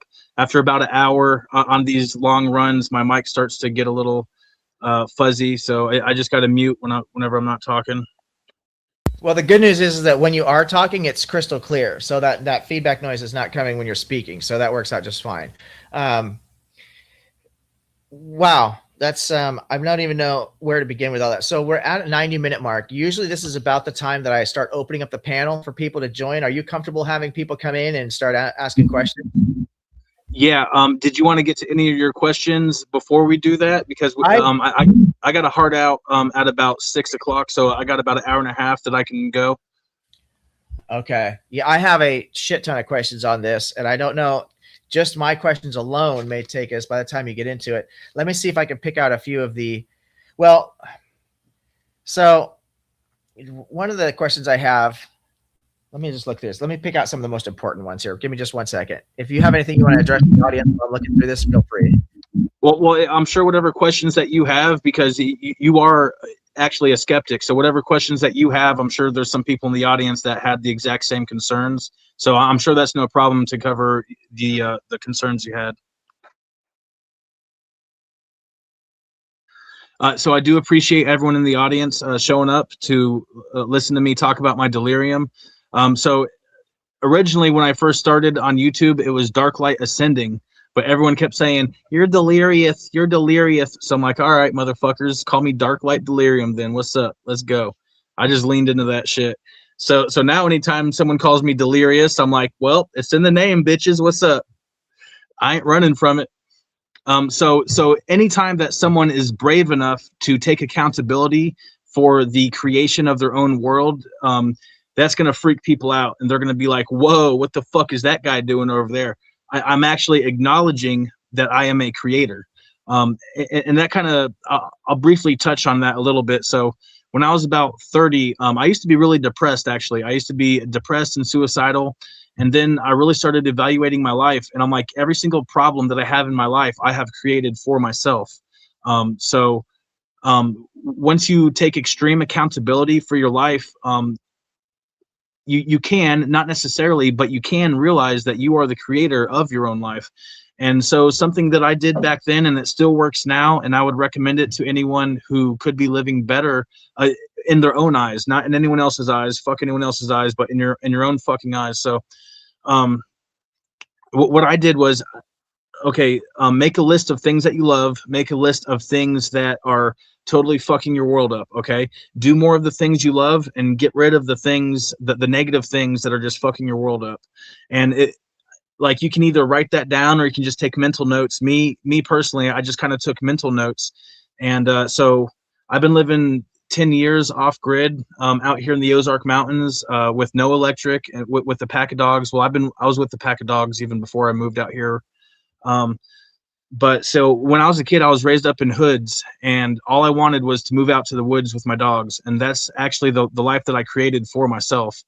And, so I really can't bitch too much. Even on a bad day, I'm still living the life that I always wanted to live as a kid. So I really can't bitch all that much. And so we all have the power to create the lives that we want for ourselves. We have the power to walk into or walk away from pretty much any situation. And if there is a situation that is actually physically forced upon you, that you actually can't physically alter, you have the power to decide how to react to that situation. So there's meta levels of our control, and a popular discussion that's out there is free will. Okay, do we have free will or don't we? So how I would address that is, you don't need maximal free will in order to say that you have free will. Any slightest moniker of free will is enacted free will. That's an ongoing debate that I see a lot out there. Is there or isn't there free will? And people will throw up silly arguments like, I can't fly. They keep conceptualizing the most maximal possible expression of free will. So I fully acknowledge naturalism and boundaries, limitations. Limitations are actually an asset. They are not a liability, because without all of the physical limitations, we would not be able to live in this stratified existence which we find ourselves in. So I think I've got it narrowed down to like 2, maybe 3 questions that I'd like to ask you. And then after that, we can open up the panel and let other people join. So are there any boundaries to reality? Any physical boundaries to reality? Because you mentioned, like, there's this one unified, whatever you call it, existence of reality that encompasses everything, energy, matter, everything. Are there any actual boundaries to it? I think I preempted that a little bit with what I was just talking about, but yeah, I totally acknowledge limitations and boundaries. There are immutable limitations and boundaries, and then there are limitations and boundaries which have some play to them, which can be influenced to a certain degree. So yes, I absolutely acknowledge the bound. Not only, and I don't acknowledge them begrudgingly, I acknowledge them thankfully, because it is because of these very limitations and boundaries that we are able to experience the existence that we are immersed in. No, I may not have worded that question very well, because boundaries can be taken metaphysically or physically. I'm talking about cosmologically. So in the universe that exists, is there an actual boundary, some kind of physical boundary? Because the reason I'm asking this question, and I'm not trying to front load this, just for full transparency, because my confusion lies in, if everything is just this one substance, all that is in existence, what actually binds this together? Because without some kind of boundary, you can only create dynamic pressure. You can't create static pressure without certain physical boundaries. And so in order to create static pressure and dynamic pressure, you need motion, right? But in order to create motion, you need an asymmetry. And if everything is canceling itself out, I'm confused as how you're getting to this asymmetry, which is going to be a necessary precondition for the pressure that you mentioned earlier. There was a couple different parts of that. So will you repeat the very first part of what you said? Yes. So you got my attention earlier at the beginning of all this, which is an hour ago. So we covered so much territory, but there was a mention of this pressure, right? This giving and this taking, right? And it creates this pressure. Well, in order to create pressure, you can only create two kinds of pressure. There's dynamic or there's static. We can create static pressure like here, like if you fill a container with pressurized air, you can create this static pressure because the container is this physical boundary, right? In order to create dynamic, if it's an open environment, you can't create this static pressure because there's no resistance. So you can create dynamic pressure with motion, right? So like if you ride your motorcycle, the wind hits your face because you're moving faster than the air molecules can move out of the way. So you get this dynamic pressure. But if there's no boundaries, no physical boundaries in this, in reality, then in existence itself, because everything is just one, and there's no give and take, there's no asymmetry, because it sounded like for every give there's a take, which would then cancel itself out. So everything would just be static at that point. So I'm confused as to how all that's getting tied together in the cosmological and material sense. Is the material world just an illusion, or does it actually exist? No, I would not call it an illusion at all. I would say that the physical world is the actual very point. So I don't know. There was something that you said in the very first time that you didn't address the second time that I really wanted to respond to. But as far as the motion, I do acknowledge motion, and empirically that is the motion of the quantum fluctuations, and the quantum fluctuations is what that is directly tied to the abyss actuator, position 1, the void gate. So the quantum fluctuations is what allows the propagation of the light and of motion. So everything is in a constant flux state of motion, and that is why I say that everything is alive and that everything is conscious, and that is also why I say that there is the reality of extreme subjectivity. So because of that incessant motion, that is what breeds the homogeneous subjectivity. But if everything is homogeneous, where's the asymmetry coming from that allows motion at all? Why isn't everything just static and canceling itself out if it's all homogeneous, like the heat death of the universe, right? For example, all the energy becomes latent. So the energy no longer has the ability to do work. It still exists. You can't destroy energy, but it can no longer has the ability to do work. Yeah, so there is a net sum of zero.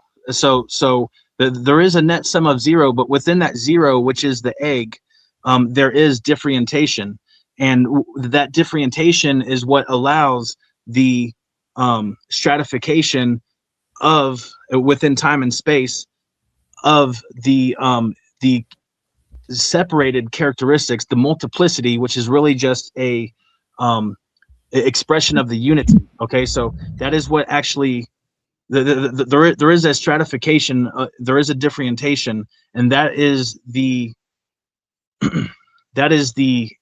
contrast which allows the dynamicy. Okay, the dynamic motion.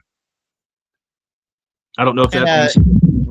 Well, I don't know that it necessarily does, but I'm not going to keep pressing you on it. Just something I think I'd encourage you to, keep this video in your saved files, come back and listen to all the questions that people ask you, and then you can really chew on them and see, because maybe I'm not articulating it the best way. Maybe you've already answered my question and I'm just not picking up what you're putting down. So it would be a great reference point for you, because other people are going to probably come and ask you some really good questions too. I've got a lot of as there's a lot of very smart people that follow this channel, a lot smarter than I am. So I'm sure they'll be able to give you some really good insight. One more question on that, just for clarification. So you mentioned the zero and you mentioned fractal. Can you have a fractal and a zero? Isn't fractal non-zero at that point? Well, that's where you get into the paradox. You know, that's like, how is everything united in one while simultaneously differentiated and a multiplicity? So that's where you start to get into the paradox of it, which I do embrace 100%. So I would say that, yeah, you can have fractals of zero. And actually, if you look into mathematics, there is a mathematics which has been suppressed from modernity, which is multiplying zeros. I got a Jewish friend that was telling me about that a few weeks ago. And just for the record, I'm a dumb. Like, I'm not claiming to have all the answers, but I do appreciate people pressing me on points, and that will make me go back and try to plug some of the holes in that I have. So slam fuck me, daddy. All y'all skeptics waiting to get up on here, come give it to me. Let's have it. Yeah, and my goal, like always, whether I have a featured, especially when I have a featured guest, but anytime somebody comes onto the panel, I try to, you know, my goal is not to like dunk on somebody ever. It's not to, you know, win an argument. It's just to basically have an intellectually honest back and forth. And so that's all I'm trying to do here. And if I feel like we're not making progress on a particular point, then we'll just move on to another one, because it's not worth the, building up any potential negative energy. So I'm just trying to help bring some insight that might give you some things to consider, and something for the audience to consider as well. But I'm not saying I know anything. I mean, I'm definitely not going to be the smartest guy in the room. So, and I appreciate that. And you know, I'm outspoken. I'm a classless heathen. I was just saying all that to say that I do welcome criticism. I don't shy away from it. I welcome it. After all, we are all just blind people feeling on the elephant of reality, trying to, you know, get a little bit more assurance that there is something going on that we know about. So, and that being said, I don't know anything. I only perceive things, but I don't think anyone else knows anything either. We are all just perceiving. And I do appreciate your constant willingness to try to have honest intellectual conversations, which that really sets you and people like you know, like a lot of the people watching right now, not everyone, not that Theo guy, but everyone else. Well, speaking of feeling around in the dark, it just brings back another one of my favorite movie references when Steve Martin says to John Candy, "Where planes, trains, and automobiles, where's your hand at?" John Candy says, "In between these two warm pillows." "Those aren't pillows."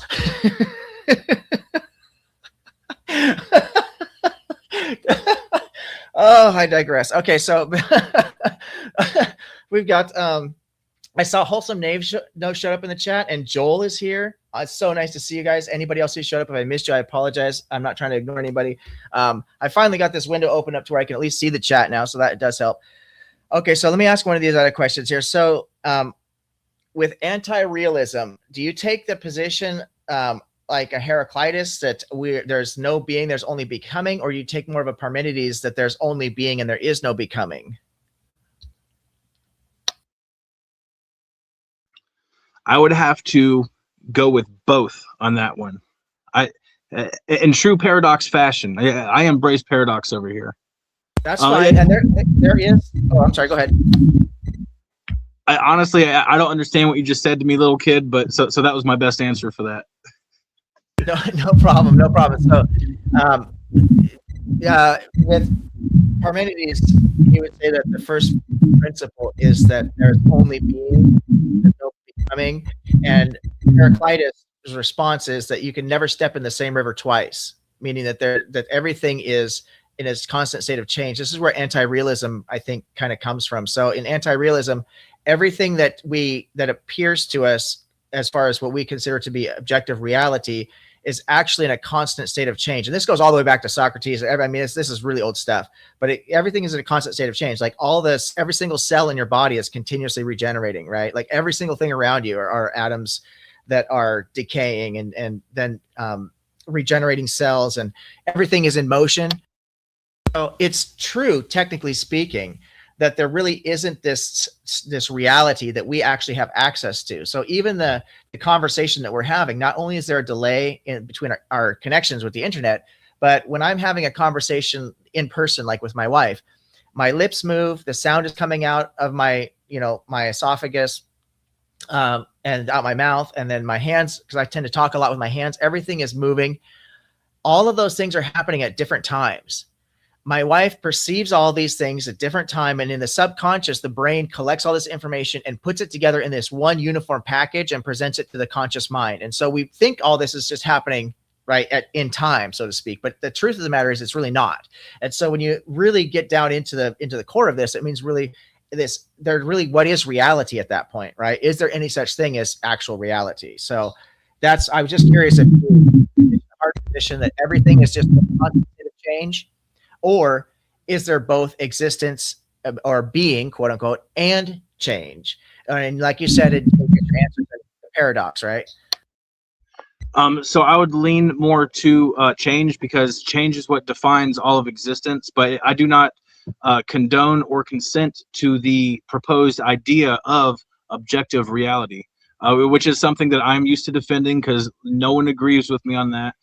But I do not consent to the proposition of objective reality, objective truth, and that's why I have an entire chapter in my book dedicated to extreme subjectivity. I see. Speaking of people who are a lot smarter than I am that follow this channel, Big Bad Mama has joined us. I'm really excited to see you here, family. It's so nice. Big Bad Mama does such a great job when it comes to the creationist, especially young Earth creationist debates, because he knows a lot about geology, actually. So it's always nice to see you here. Okay, let me see if I can get. Are there any of these other questions? I have a lot of questions I wrote down, and I just don't think we're going to be able to get through them all, which is really unfortunate. Let me just see here. So, anti-asymmetry necessary. I do like how you said, I want to just give you some flowers here. I really like how your perspective on dogmatism or anti-dogmatism, that shows intellectual humility. I do believe that fallibility is a virtue. We could be almost certain that we can't be certain about anything. And so that I do really appreciate. I would say one of the things that stuck out to me is this monism, oneness, idealism, this fundamental consciousness. There's several different models of this, but they're very similar. The differences are extremely nuanced in most cases. Run into two different problems. You have the continuity problem, and you have the unification problem. The unification problem. So for the continuity problem, I guess I'd need to really understand before I get into that is this idea of the material world versus the immaterial world, right? What sustains the material world? Is it actually fundamentally, is everything just based on consciousness as a conscious experience and abstraction? Or is there actually a material world? Because you mentioned there's no such thing as anything objective. Everything is subjective in existence. Or is that just only our perceptions are subjective and there is actually this external world? So I would agree that there is, I would call it a prime existence, but even that prime existence, I would not call that objective. I would still call that subjective, because there are meta levels of consciousness. And so one of the big differentiations between me and idealists and, panpsychists is they stop at consciousness and they say consciousness is the most fundamental. I go farther and I say unity is the most fundamental. So there is that difference in there. And actually with that difference, that allows me to totally dissolve the hard problem of consciousness and solve the combination problem, because the combination problem is predicated upon separation, which is implicit within the narrative and the proposition of the problem itself. The combination problem is assuming that they were at one point separate and came back into unity. So when you put unity as primary, you don't have a combination problem anymore, because everything is flowing from a cohesive starting point. And I don't think that answered your question at all. Sorry. No, it sort of did. The one thing I will say, and I've heard people like Scott, he's probably one of the non-dualists that I know the best. It's been my great pleasure to know the brother for several months, and I've heard him talk on his channel quite a bit, and he's come to this channel quite a bit. And so but there's also some other scholars who I'm actually setting up right now. I'm in communication with that are hopefully going to be coming onto the channel. They've already agreed to come onto the channel to do some talks about oneness and non-dualism from a philosophical standpoint. And I'm really excited to get that set up. So we'll be doing a little bit more of that on this channel, which will be exciting. But the issue is, I don't see that. I know Scott has made this claim before, and we'll let him join the panel. So I'm not just trying to throw shade on the brother when he's not here to defend himself. But I've heard Scott and other non-dualists. I heard you just say that you've overcome the combination problem. I don't see that you've done that. I see what you guys are doing is sidestepping it. In my opinion, I don't think you've overcome it at all, because you still have the issue. You still have this emergent issue that you have to deal with. You're just switching the role. Is instead of consciousness being emergent from the physical matter, you're now saying the physical matter is now being emerging from consciousness. That doesn't solve anything. It just pushes the cart down the road by flipping it around, in my opinion. The continuity problem, though, is a whole separate issue. So if there was no, so Berkley's idealism, for example, right, states that if you, the only thing that keeps, like, my computer, my coffee table, my couch I'm sitting on, the wall I'm looking at, the only thing that keeps all this matter structured and formed, because everything exists inside of consciousness, is the fact that there's a conscious agent in this room right now, right? In my living room, I'm the conscious agent, and my consciousness is what actually keeps all this quote unquote physical world, this perception of this physical world, intact. And so if I were to step out of this room and there was no conscious agent here, all of this matter would just literally just, I guess, disappear into the void, so to speak, until a conscious agent comes and then reforms it. And so to overcome this objection, which was called the continuity problem, Berkley then inserted God, right? God's eternal omnipresent consciousness is what actually keeps all the physical world intact as we perceive it.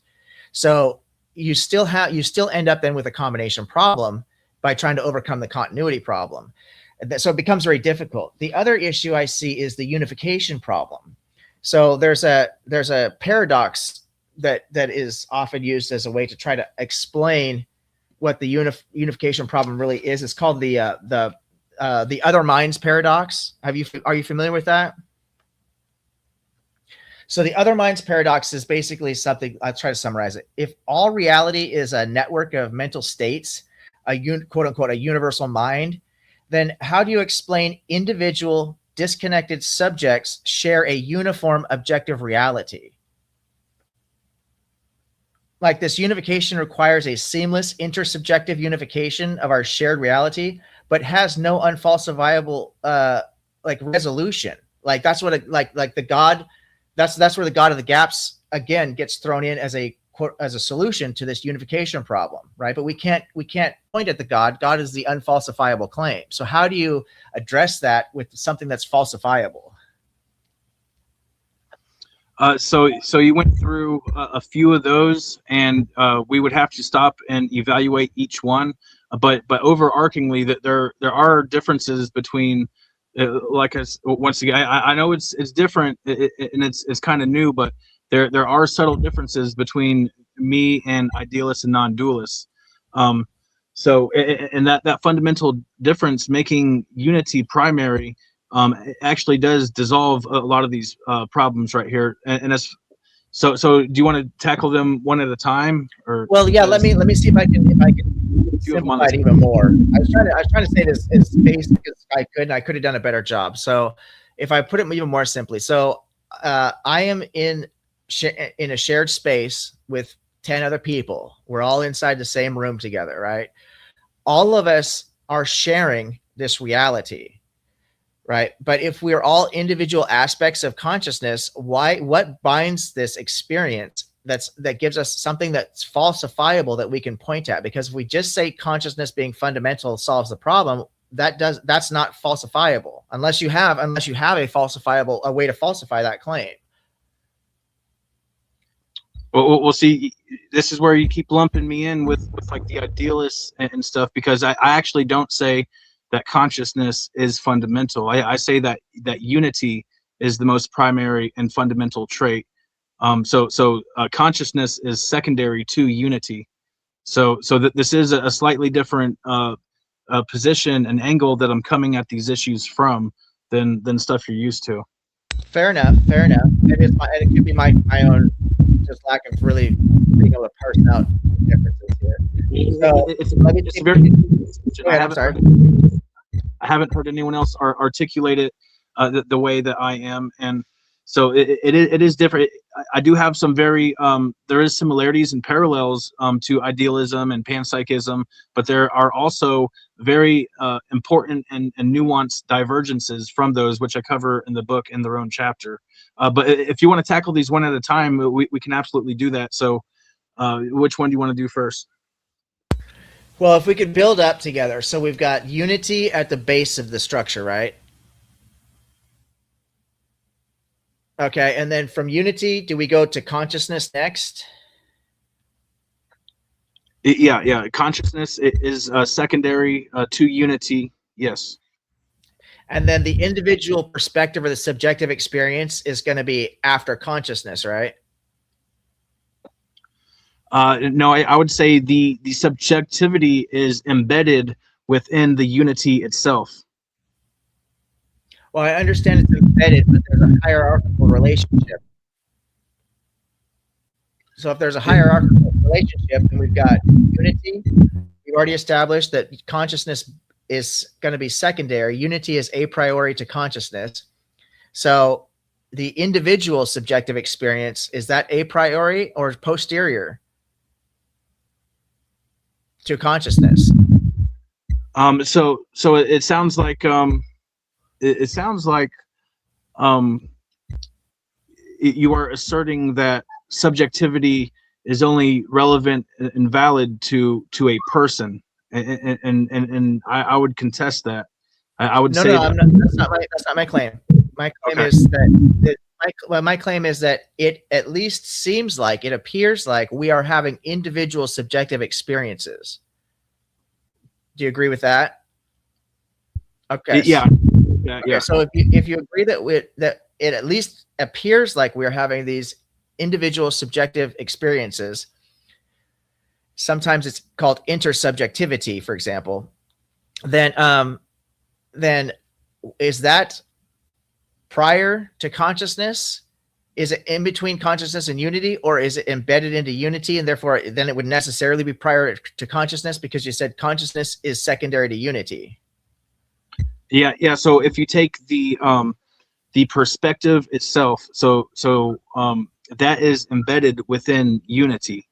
So it is not emergent. It does well. I also have a different take on what emergence even is. A lot of people propose emergence as a totally separate characteristic that just happens to come about whenever a couple of things get together, and I would say that emergence is a characteristic or property that is embedded within. It's kind of like the genes of your grandparents. Like if you and your wife have a kid, and that kid has different properties or characteristics than you or your wife. Some people might say that is emergent, but I would say that those properties came from that which came before you. So a lot of these things I would call, we can use the word emergent as long as, we understand that I'm using it in a different way. And I'm allowed to use words in a different way because words are just mouth queefs. They are malleable mouth queefs. But as long as I draw the distinction as to the way I'm using them, and I do that a lot in my book, but I make it very clear as to how I'm using them.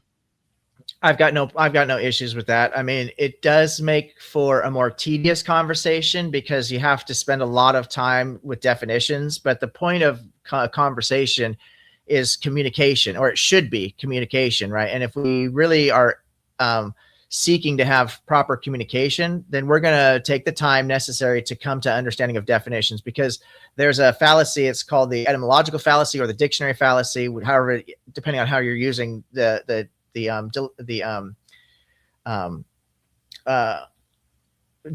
denotation of language, right? So there's no hard set rule for language, because language is something that we invent. So we invented it. We make the rules. We can break the rules. I agree 100%. All right. I think I've pushed you about as hard as I think I want to right now. I can already see the steam coming out of your ears. No, I'm just kidding. I'm going to go ahead and open up the panel here and let other people join.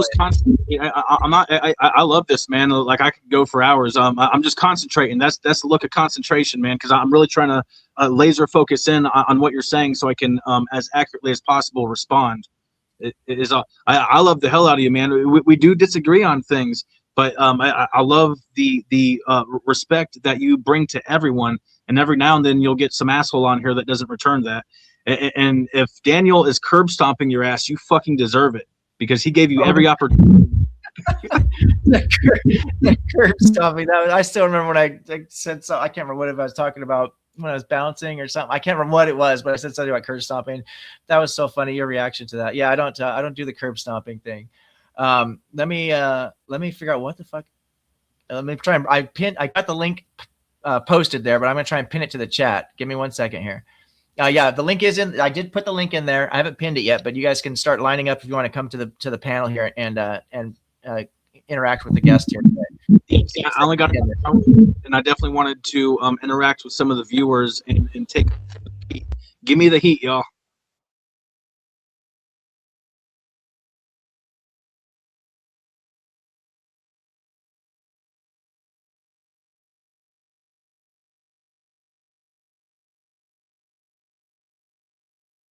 So set scales, MC time. I would like for y'all to come up on if you would like. I mean, I would only like it if you would like, but let's talk about it. So I'm gonna bring people up in a particular order because I really want to hear from Joel, because Joel teased the hell out of me last time he came up here. I've been inviting him to join these panels ever since I saw him in the chats. It's been months now, and last week he finally joined the panel, and then right before I called on him, he left. And I feel like he did that on purpose. So he just dangled that carrot in front of me. So Joel, all the spotlight's on you, family. You obviously loved it, Daniel. You can't stop talking about it. Bro, you're living rent free in my mind right now. Yeah, exactly. That's what I told you. I said you got to leave him wanting more. Done that. You've succeeded. So it's such an honor to have you here for the first time, brother. I really appreciate that. One of the many benefits from getting to know Scott and Sophia, Scott over at the Mirror Point, is some of the wonderful people that I've had a chance to meet, which you and Nell are actually two of those people that I met through that resource. And I'm just so grateful to Scott and Sophia for letting me be a part of his community, or I should say their community, and getting a chance to meet you guys. So thank you so much for coming over here and supporting the efforts at the Objective Ethics channel as well. Yeah, and likewise, I really value the conversations and the friends and everything. But I don't think I'm going to stay on long. I was saying I'm digging up my water line today looking for a leak. What I really wanted to hit Dark Light with was one thing was to give us a little rundown on whether Dark Light does it say anything about the theory or the model itself, or is that just kind of one of your something that you go by and you kind of stuck your label on it. And then the next question is, you said that the fundamental thing in this theory is unity. And so typically I would think of unity as being a quality of something, that we could say one thing has unity or several things are in unity together, but when you say that the fundamental thing is unity, I kind of wonder whether you think unity is a thing unto itself instead of a property of a thing. So that's my main thoughts there. Yeah. So dark light contains within it a paradox. Okay, and so yeah, I like that branding. I like the sound of it, and dark and light are both. That is the second fractal recursion of the dark light decalogue. Dark is directly tied to unity, and light is directly tied to consciousness within my framework. So dark light itself is very closely tied to my conceptual framework. I do like the dualism of it. So it's a proposed unified duality, and as far as unity, yes, unity is its own thing completely unto itself. Any observed unity or non-unity within existence is an extension of the primordial underlying unity, which is cascades through all things, I would say. Okay, so it sounded like you were saying that the relationship to dark light, to the theory, is kind of somewhat of a metaphorical one, where a lot of the things that you would say about dark light, you might also say about the theory or the way it presents or describes the world. Not Yeah, that it there carries. is like actual dark light involved somewhere in it. There actually is, because all of darkness, there's no true separation between dark and light. I would say that all darkness is they're two representations of the same expression of existence. That they are perceived to be different things, but they are actually two expressions of the same thing, which is that underlying unity which binds them.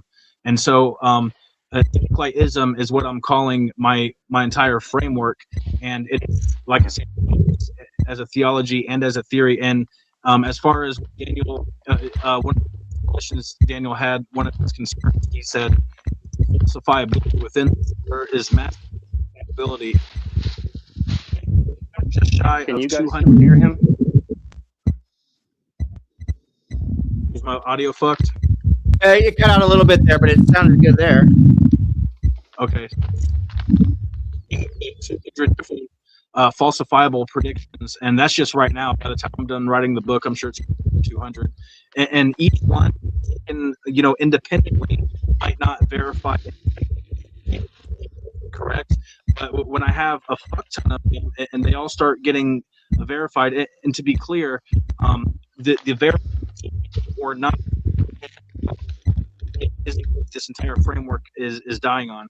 I expect for some of them to be verified. I expect for some of them to be unverified by actual reality. But each is a novel data point that is collected that will point people in a closer direction. Your phone? Are you talking to your phone or computer? My phone, man. Is it Yeah, is it plugged into a charger? Because I think as it's moving, your microphone is going in and out. I just unplugged it. Yeah, it was plugged into a charger. Yeah, that's much better. That's much better. Okay.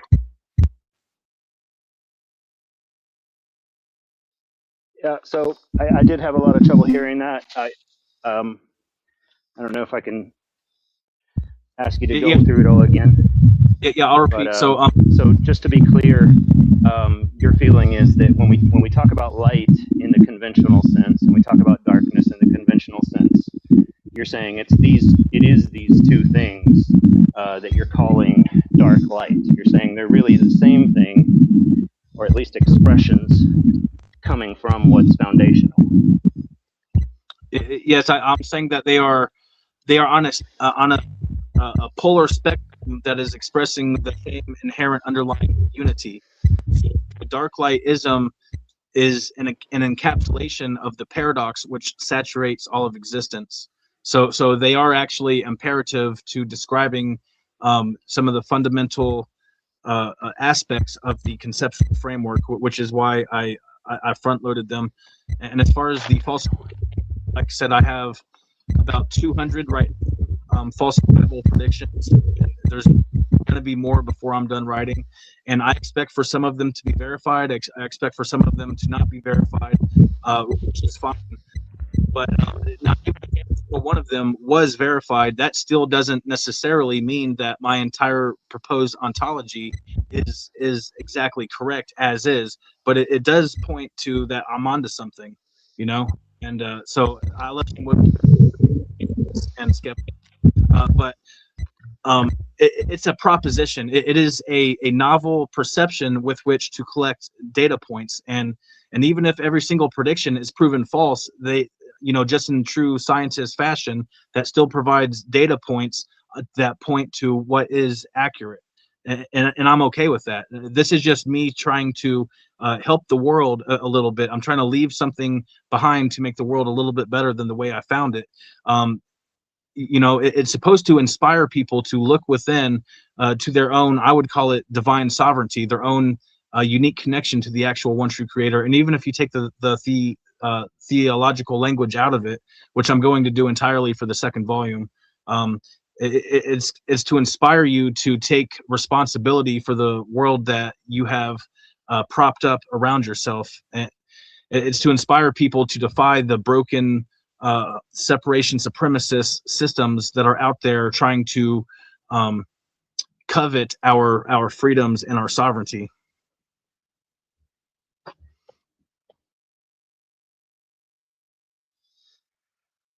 Okay, and so just to give a slightly more pushback on the question about unity, I heard you say that you do think unity is a thing in and of itself, and you think that where we see unity in the world, it's you know, just I don't know if you use the term expression, but again, an expression of that foundational unity.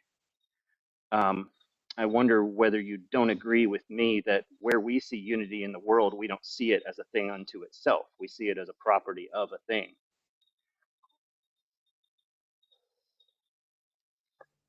I mean, I acknowledge that's a perception. Yeah. Well, right, but I mean, in terms of like reasons to think it's the case, that perception is the reason. Do we have reason to think otherwise? Do we have reason to think that perception is incorrect? Well, I would say, are you asking for empiricism of unity unto itself, or? Well, I'm saying if you were to say that like our perceptions tell us that unity is a property of a thing, but that's not true, our perceptions are incorrect, then the reason you would think that our perceptions are incorrect is what?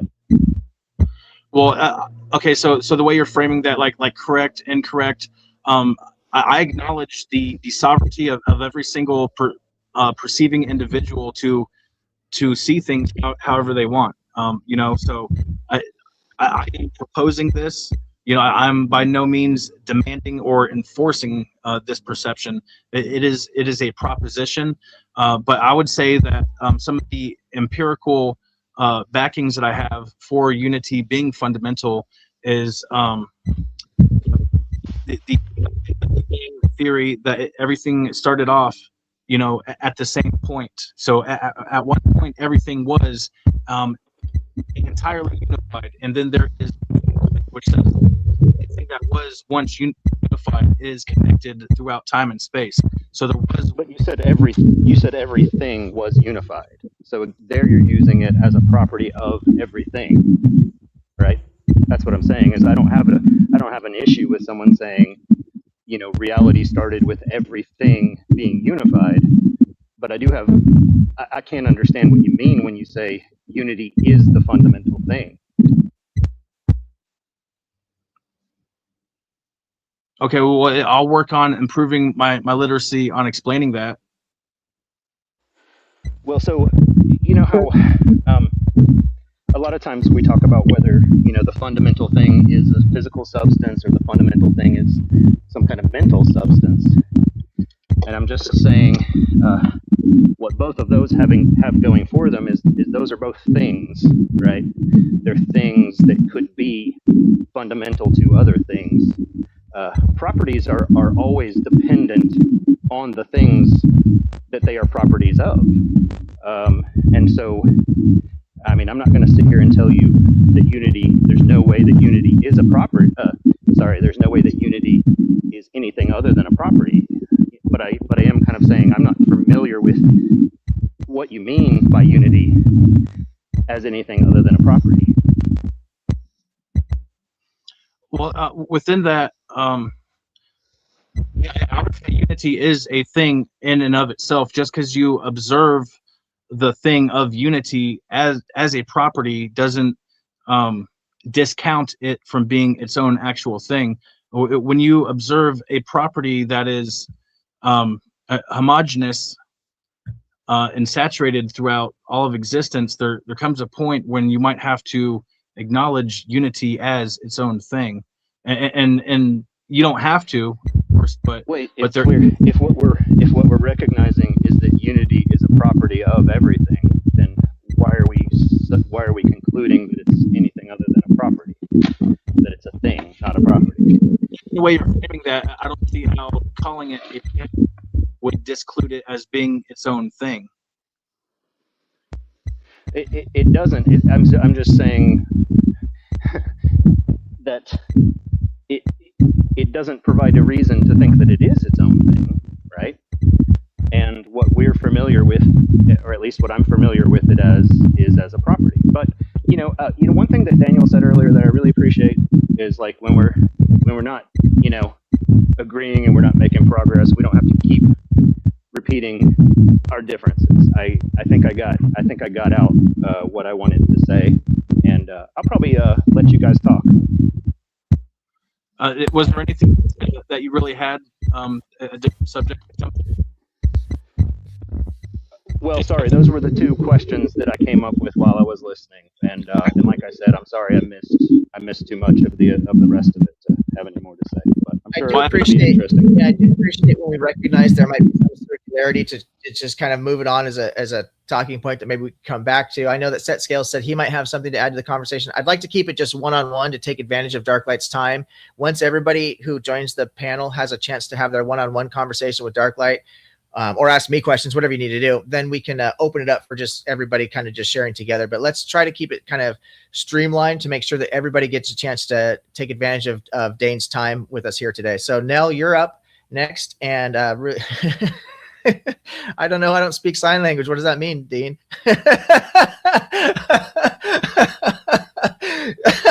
Nell, it's your turn, family. You've got the floor with Daen. I'm scared. All right. So since Joel focused on unity, I will focus on the next thing, which I'm, most of my time these days is, obsessing over the philosophy of mind. So, no, look at the puppy. So when it comes to consciousness, you said that it's not fundamental. So I was wondering,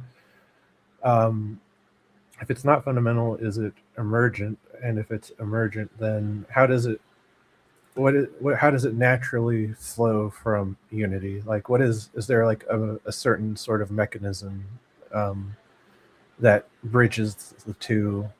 And then the next part of the question would be, is it, I know you said that it's, this isn't consciousness first, so it's not like idealism or panpsychism, but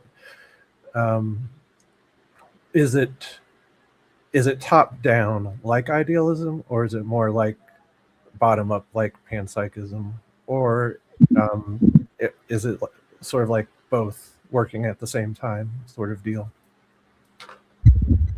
I got a problem with remembering like multiple layers of questions, so just give them to me one at a time and I can answer one at a time. Okay, then we can just focus on like, is it, since consciousness is not fundamental, is it like, is it emergent, and and if it is emergent, what does that mean?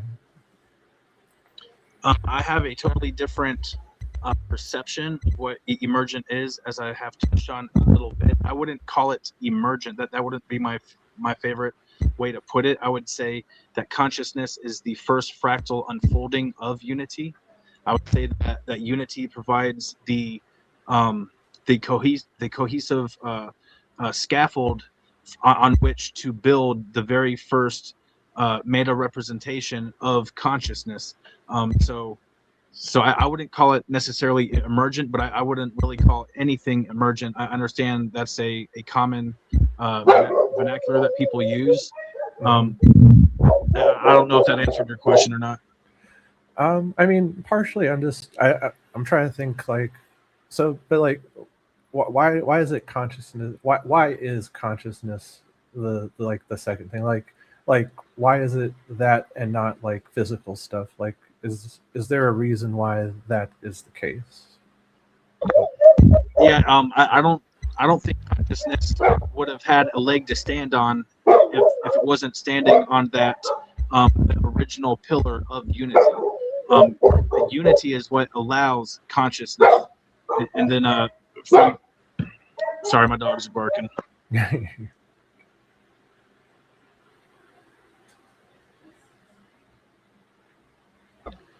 got my neighbors fighting, and that's making my dogs bark. Sorry. You're right. Go ahead though with your next question or Well, so I was trying to get to the point though of like, so you said that, you know, the next thing is consciousness, and I understand that you say without unity there is no consciousness, but what I'm trying to figure out though is like, why is it that consciousness has to be the necessary second thing and not like something else? I would say that the consciousness is the natural second unfolding of unity, because with that unity comes the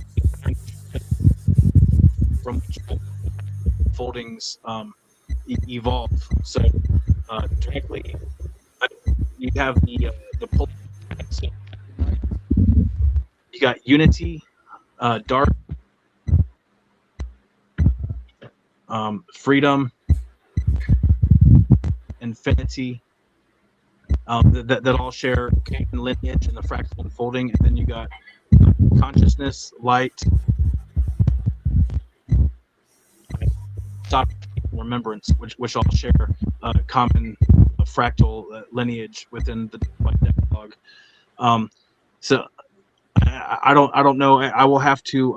I will definitely work on that to try to give you a better answer for that. And we are connected on Discord, I do believe. So that we could talk about a little bit more on Discord.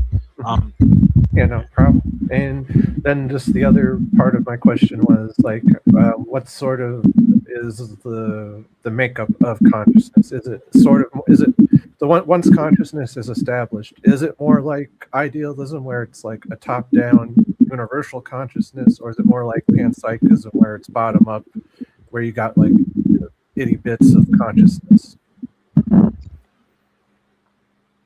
I would call it a weird combination of the two, where it's from the outside in, instead of.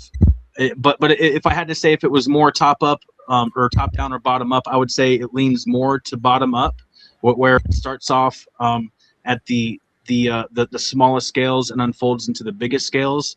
If I had to choose one of the two. But I would say more accurately, it's more from the outside in, and the outside is that shell, and from the inside is the interiority of the differentiation, in which all of existence is allowed to proliferate. Okay. I mean, when it comes to the whole bottom up thing, I kind of share what objective ethics has about with the combination problem, but we don't have to get into that. I will yield the floor to whoever's next. Well, I mean, we can get into that a little bit because once again, since you make unity primary and not consciousness, that you are not combining different random pieces into a unified one. Since it was unified to begin with, there is no combination problem. If that's the case, could you then just go extrapolate a little further then into? You said it's mostly bottom up, but then could you tell me more about the top down, because it feels like that's where you're trying to connect this.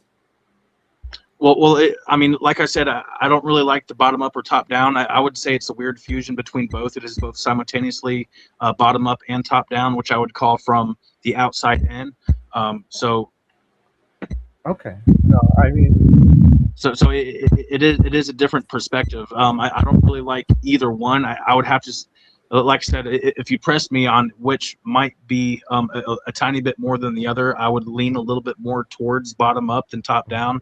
At the same time, I'm not saying it's entirely one or the other. I'm saying that a paradoxical fusion between the two that is described as from the outside within, which goes along with the concept of the egg or the shell. And within my framework, I touch on that multiple different times within the Decalogue and the dimensions, and even the Trinity. It is based around a concept of a shell an exterior kind of hull, HULL, which holds inside of it the interiority of the differentiation.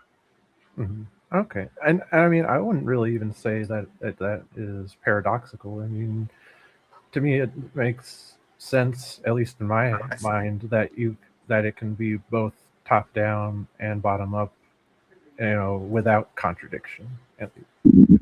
Well, because the unity is all around it. The unity is saturated and all around, so that provides the homogeneous saturation from which it can be both simultaneously take down and bottom up. Yeah, and I agree. Like I mean, even if we weren't talking about your particular worldview, like to me, a bottom up and top down approach, this seems like it. I don't see why that couldn't be a possibility when trying to solve consciousness in general. And just as a side note, I've been called a power bottom before, and I'm like, I don't know what you said to me, but I know a compliment when I hear it. Thank you. Power bottom. Good one. Good one.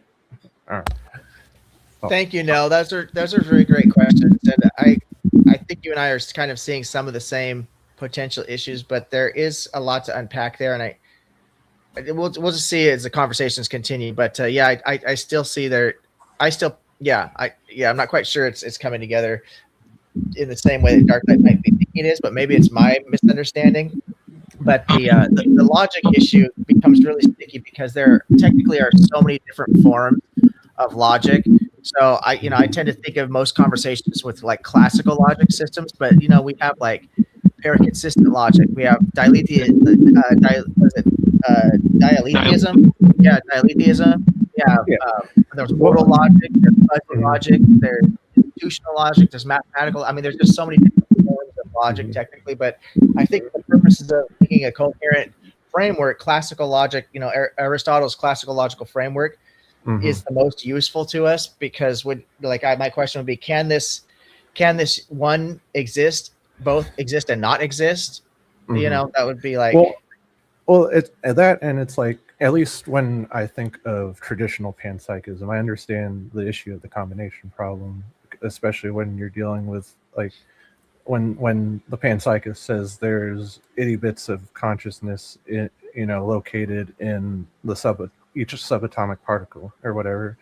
But it's like with Dark Light's whole worldview here, it's like, well, to me it's like, all right, well, he's saying there's consciousness is second even before there's any physical stuff. So it's like, does that change things? Does the whole top-down fusion approach change things? So I'm not going to just automatically say, oh, the combination problem. He needs to further elaborate on other stuff before. I agree. I think that when you flip it on its head, though, you end up with the continuity problem and falsifiability. That's what I see as being the issue. You have to wrestle with one or the other as far as I see it. But again, it might be my own short-sightedness and just not understand. There's so much to unpack there when we're going through his literature, and he's done a lot even since then. So it'll be really exciting to see this all unfold.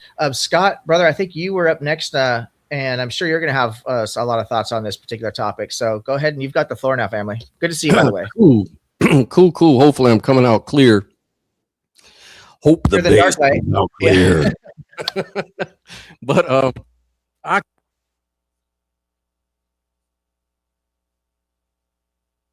no, we just lost you, brother. Oh no, am I coming through now? Now you are.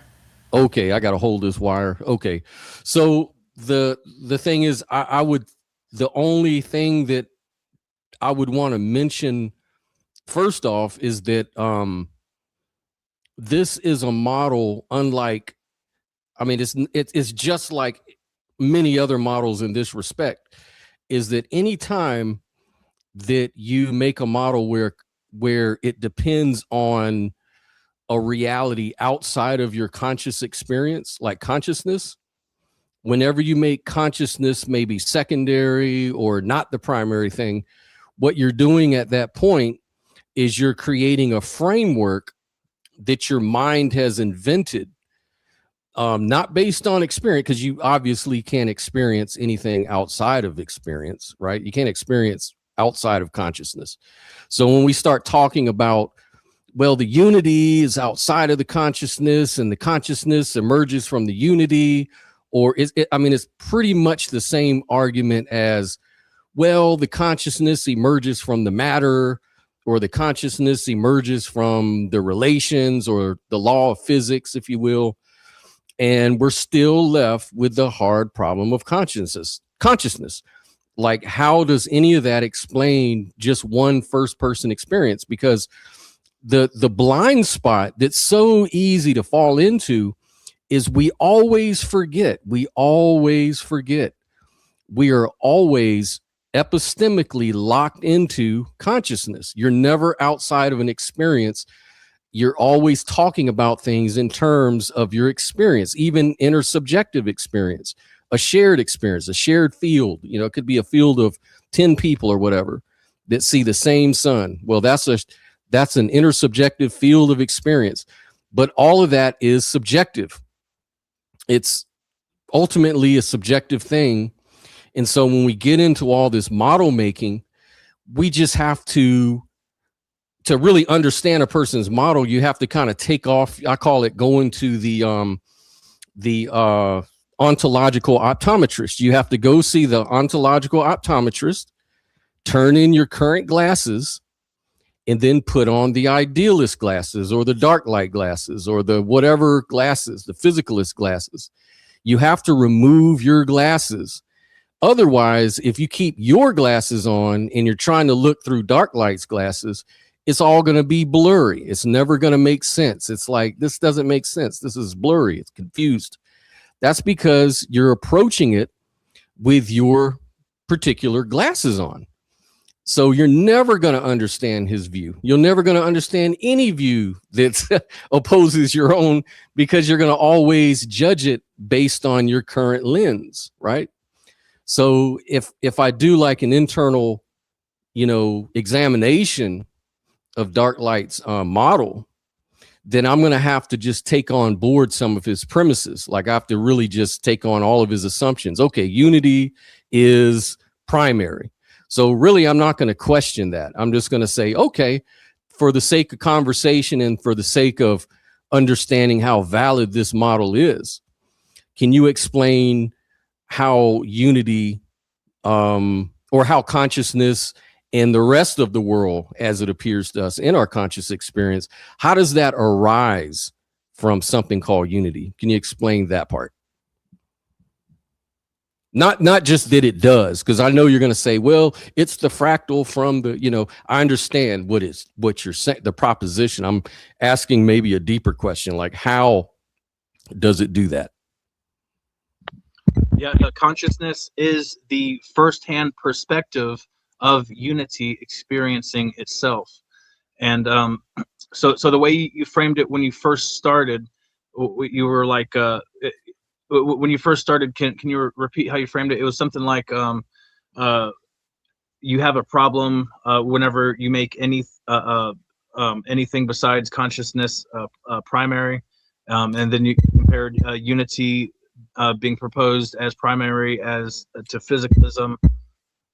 Yeah, like maybe another way I could put it is any model that is its axiom is something other than your experience, then you're basically inferring something rather than talking about something to be the case. So in other words, it's even with idealism in some respects. But the reason idealism is a little bit different is because your starting point is the very thing for sure, which is your conscious experience. So just applying Occam's razor, trying to be as parsimonious as possible without being unreasonable or irrational, you could build a model of reality on consciousness first, right? But if you don't do that, then obviously you're kind of making at least one other assumption. It's just, and that really depends on what you value. Like, if you value parsimony or parsimony as a virtue, then that would apply. But if you don't, that's a whole nother story. Maybe parsimony isn't part of your value system with your metaphysic. I don't know.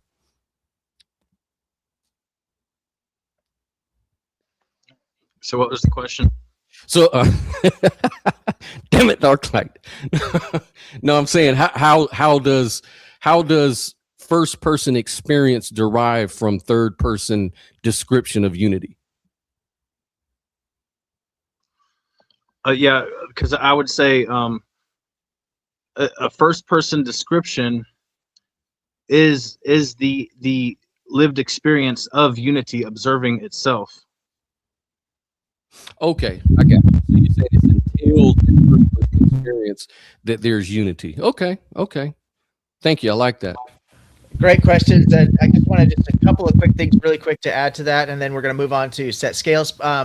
So axioms are unjustified premises, right? So when we're doing an internal critique of the system or the model, we accept the axioms at face value and then build up and look for contradictions or internal inconsistencies, things of that nature, right?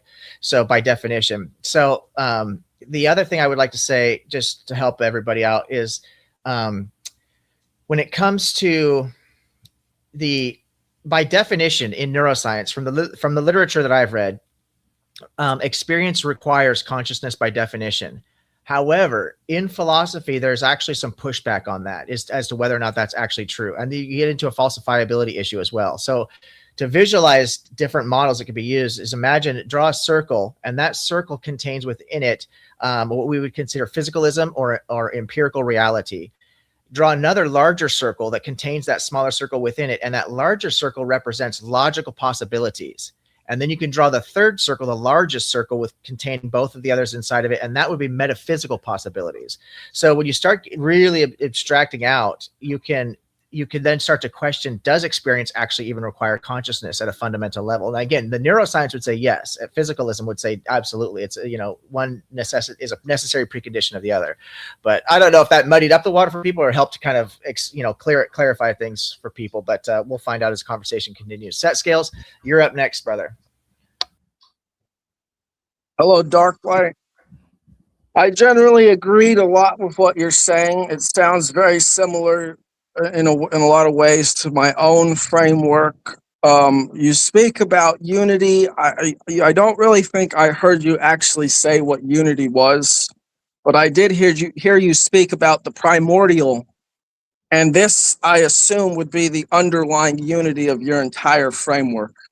And to me, the primordial is just like the sea of unlimited potential, where everything is happening at once in perfect balance with itself, so it cancels itself out and appears as though it's empty. So is this what you mean by unity, or what exactly do you mean by unity? So I assume you're talking about the primordial. Well, as far as physical mechanisms, you have like quantum fluctuations. That is a physical mechanism which connects all things. You could say generically darkness, but what hides within the darkness is the quantum fluctuations, which is directly linked to my proposition of the void gate. So yeah, I would say that to describe unity, we dive into, you got to ask yourself, what are the physical mechanisms which connect every single thing that there is? And I would say generically darkness, but more specifically the quantum fluctuations which are ever present within that darkness, and the Planck scale. There's a very interesting thing going on with the Planck scale. That's the pixels of existence. I don't know if that answered it or not. Okay, well, let's imagine another universe where there is no Planck scale, there is no physics or any particles as we know it. I assume under your framework that this universe, just by the fact that it exists, and even though it doesn't have these same physical markers and measurements, would still be unified with our universe by what you were describing as the primordial, right? Yes, I would say that, there would still be unity, even without these, without the physical mechanisms that we are familiar with in our given universe. And I actually do Come on, Fatima, you were up next. Don't run now, bro. I was wanting to talk to you, Fatima. Sorry, bro. Fatima just dropped out. I know he had some good points for me, but I do apologize, y'all. I was trying to get to everyone as quickly as possible. So yeah, I would agree that the primordial that there is no existence that is separate from the primordial unity. I would agree with that. I would say within this proposed universe that you gave, that there would be some consistent mechanism within that universe, which is different than ours, but still has some mechanism that unifies it. Okay, and then here's the next thing, okay? Because you said you're a monist, but then you agreed that both being and becoming were happening at the same time, but if it can only really be one or the other, or else you get into this Platonic worldview where he separates being and becoming, and essentially God is just disconnected from humans. So my question to you is basically, I, as an individual, I assume that I am an eternal being under your framework, right? So when do I begin and when do I end? Well, that depends on what you identify yourself as being. So, I mean, I would agree that you begin a very specific actualization of what you are familiar with now begins and ends with your birth and death. But I would not say that truly ends, because the law of conservation of energy, I believe, extends to life as well. I do believe in reincarnation. I say that every single person is another version of you. We are all a fractal extension of the one true creator. The one true creator is living through our lives, and that every single life is our life. So I identify as being united with every single life and not separate from it. And even if this turns out to not actually be true, it is still highly useful in acting in acting in a holistic and synergistic way with all of your surroundings and your fellow man. So here's the thing, right? Is that I am me now. And I assume that you think there's some sort of essence or soul that makes me here in this form. And maybe this essence animates or projects life into some other forms, but ultimately I have a soul. So if you have this soul or this essence, I assume that it exists within the primordial. And if it does, then you would essentially be an individual eternally, because the primordial is eternal, or the unifying force. So my question is it just some sort of one monistic mind where there is no individual, or is there an individual that exists eternally? I would not agree with I agree with parts of how you frame that, but not with all the parts of how you frame that. I agree. I totally acknowledge the validity of every single individual, but I do not separate that individual from the overall overarching monistic individuality. I would say that we are all expressions of that eternal monism. And as far as the soul goes, I do have a theory about that. I make a distinction between soul and spirit. So our soul is our direct link to this incarnation, and there is a physical mechanism. This is a theory of mine, and that physical mechanism is actually the mycelium within our body, which is the seat of the soul. And even without that physical mechanism, that seats the soul, and the soul is directly connected to the spirit. And the soul may come and go with the mycelium, which anchors it, but the overarching spirit itself is eternal, which flows through all things. If that answers it. Okay, I just have one more question. Is there ever a moment where you, as an essence, are never fully in control of how you interact in whatever space you find yourself in? Or are you just subjected to the will of some sort of higher force?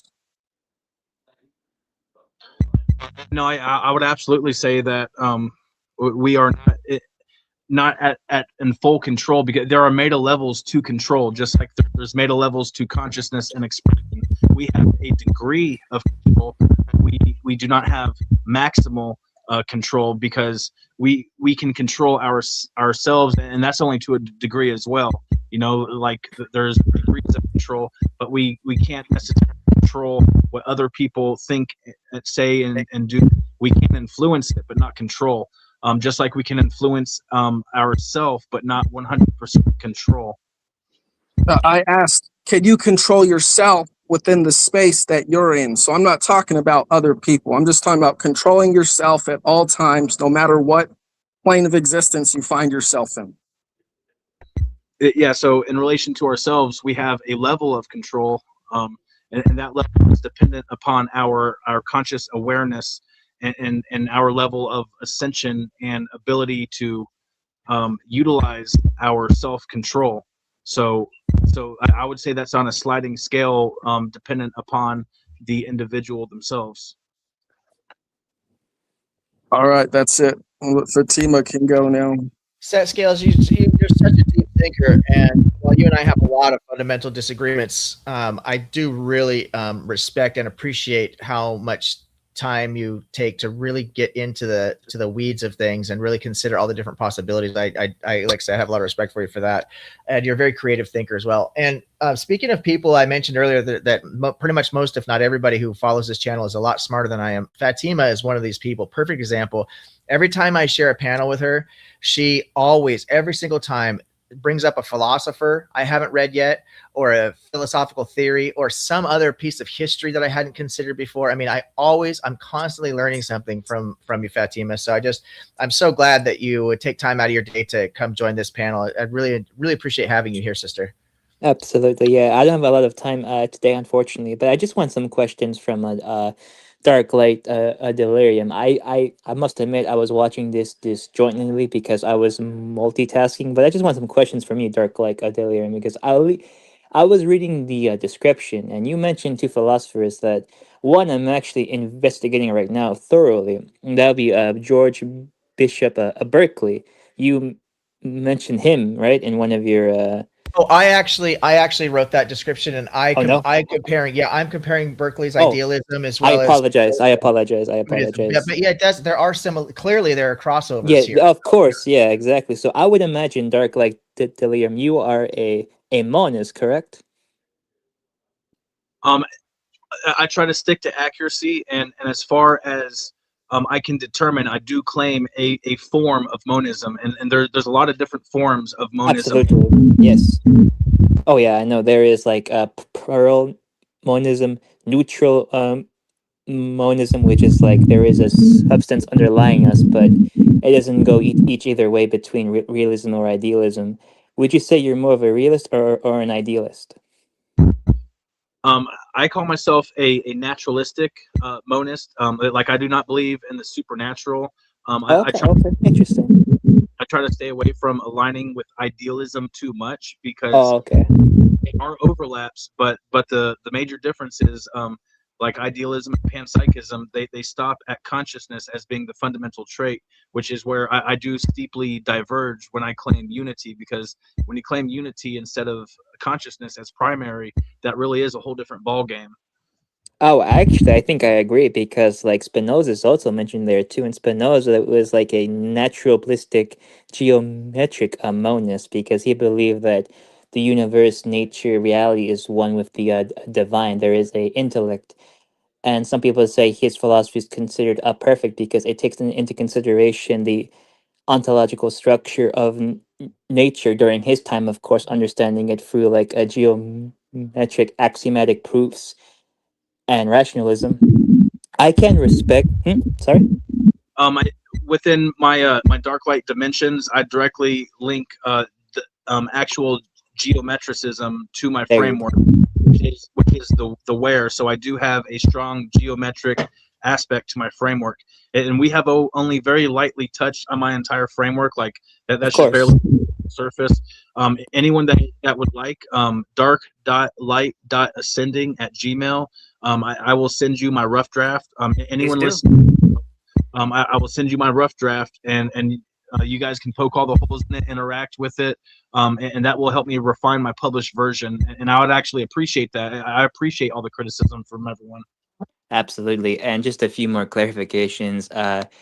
So geometric, would you say that you have some influences from also Platonism or Neoplatonism, or at least in a very like attenuated way of being influenced from Platonism, or is it a whole other thing too? Because when it comes to philosophers in geometry, they seem to be echoing Plato, because Plato used geometry to prove his own forms and philosophies. So I was just curious, because whenever I hear geometry inside like a philosophical system, that's who I think of automatically. I'm actually a very, and admittedly, I am a novice when it comes to philosophy, psychology. A lot. I have totally developed most of this without even hearing about a lot of the. Okay. So it is all a natural convergence. So any parallels that I have are actually convergence. Like I didn't hear about it first and then tried to make it align with it. I created most of this first without hearing about a lot of it, and then people are like, "Oh, it's kind of like this, it's kind of like that." So then I go and look into it, and actually in my book I have a very vast compare and contrast to all the different theologies, all the different philosophies, to show where it aligns, where it diverges. Oh, that's very, very interesting. And you also mentioned like atomity and will and free will. Do you think humans have free will, or you think it's compromised? Because I think I don't. I am not a hard determinist. I'm more of a compatibilist. I believe human will is compromised, but not too much. We still have some accountability for our actions, even though it is influenced by external factors. Yeah, I would say that there is a sliding scale to free will, and even the slightest amount of free will qualifies as free will, even though I do acknowledge there are absolutely influences, and that is separation supremacist mindset systems and hierarchy, which are attempting to co-opt the power of our sovereignty to empower their systems. Mm. Oh, okay. There we go. Thank you for clarifying some of my questions. I really do appreciate it. I would like to learn more. So if you could like put in your email either in the private or like towards the end, because I do have to leave within like 10 minutes. That'd be very nice. Fatima, I will go through. I should have done this already. I should have asked Darklight's permission to know to do this or not, but I will add his email into the description of the video. And I've got that's it, good. dark.light.ascending@gmail. Please do. Yeah, That's very absolutely. nice. Yeah, and he'll probably send you some of his literature as he's working through it, and probably would love to have some proofreaders. Yeah, that's great. And Fatima, as I said, like I said, you bring up so many great insights. I had actually, it's so funny too, because I had actually asked Darklight those two of those specific questions myself. I specifically mentioned Spinoza and Yes. substance monism, and I specifically mentioned Plotinus and Neoplatonism. Yes. It's what really, both of those philosophies really stood out to me the most when I was talking to him. And he is like, I don't know what the fuck you're talking about. And now he's all of a sudden he's cooking on this stuff. So it's so great to, but don't you see the correlations? Those similarities are just striking, aren't they? It is very striking correlations. Yeah, absolutely. I think that happens a lot within like philosophy, sometimes in better ways, sometimes in very infamous ways. One infamous example, it was when the Unabomber read philosopher Jacques Ellul, and like Jacques Ellul was a far more thoughtful theorist of like sociology. He was a Christian anarchist, but he was also a pacifist. But he critiqued technological society and propaganda and the state. And the Unabomber said that like he read his book for the first time, and he said he came to like 50% of the conclusions by himself, and the other 50% he read in the book. So yeah, so there's definitely a lot of overlap in philosophy. Schopenhauer said the same thing. He when he was writing the world as will and representation, after he wrote it, after he finished the first draft and it was published, he came upon the the Theravada text of Buddhism, it was like, damn, there is a lot of like correlations between my philosophy and the philosophy of Buddha, so it does happen frequently, you don't know that you already are stepping on like an idea or like a correlation that's already been established. But I think it's good because it shows that those people are like natural born thinkers. They kind of come from the same cloth, even though they don't even know it yet. Oh, absolutely, absolutely. You know what they say? Nothing new under the sun, right? Yeah, Yeah, and we absolutely. are standing on the shoulders of giants, and that's another correlation that I do see when Dark Light is articulating this. Is I do, which is why I mentioned the Buddha in the Yeah. description, because in Buddhism there is nothing supernatural. No. Now the atheist or the skeptic may infer supernaturalistic causation to something like karma or reincarnation, but that's not how the Buddha presented it at all. Everything was natural, very much like you said with Spinoza, this neutral monism or this substance monism. Everything is entailed within the natural world. Absolutely, yeah. In fact, some people say that Buddhism is the most empirically minded religions, especially Theravada and Mahayana, because they make inferences from like natural phenomenon and just human psychology and like a phenomenon. Some people say it even foreshadowed David Hume's philosophy of his critique of like a fixed self and his critique of causation and process philosophy. That's Alfred North Whitehead, who came up with like process ontology theology, where God is like the Godhead is evolving with us and it's always inherent with us. It's kind of like a very strong panentheism.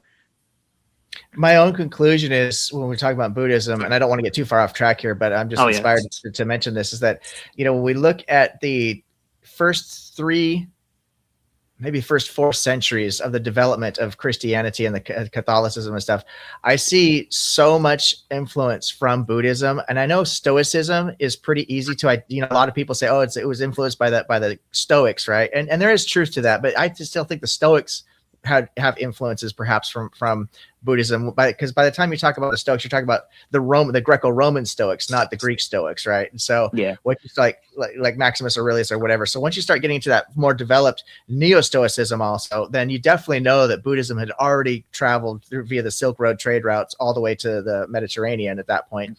And I do see so much of that influence. Clearly there's the Second Temple Judaism with Zoroastrianism, and all that stuff applies. But for me, what stands out the most is Buddhism and Buddhist philosophy. And I'm such a huge fan of that. I from secular Buddhism, I think it's which is why I struggle to even call it a religion, because it's really more, to me, when I study Buddhism, it's more of a philosophy. And I think that's how the Buddha intended it to be, as a way of life, more than, particularly like some kind of theological framework. But of course, I digress. Yeah, of course, yeah. Okay, well, I think everybody got their questions in. Do we want to just open it up for just kind of some free flowing back and forth? Set scales left, which is unfortunate because they all have such great. I can do the part out.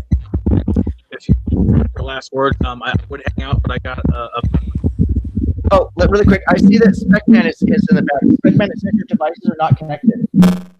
So you got to get your devices connected up. Your microphone, your camera. I'm not sure what it's asking for, but you've got to. There it is. Okay, so since Speckman hasn't had a chance to ask any questions yet, and Dane's time is dwindling down, let's let Speckman go first, if that's okay. Robin, are you there? Yeah, I'm there. All right, you've got the floor. I just wanted to apologize to Fatima. Yeah, you confused me there first. Like, it's okay. I've put my email actually in the chat and back. I got it. I was reading through Dark Light stuff, and he says that he's going to get me his chapter 1, his prologue. I like his work. I read through it quite a few times, and I like how he's trying to describe the laws to free will, like there's certain things that you can do, and then there's other certain limitations that are placed upon you, and that it can slide depending on on how productive or destructive something might be. Am I right, Dark Light?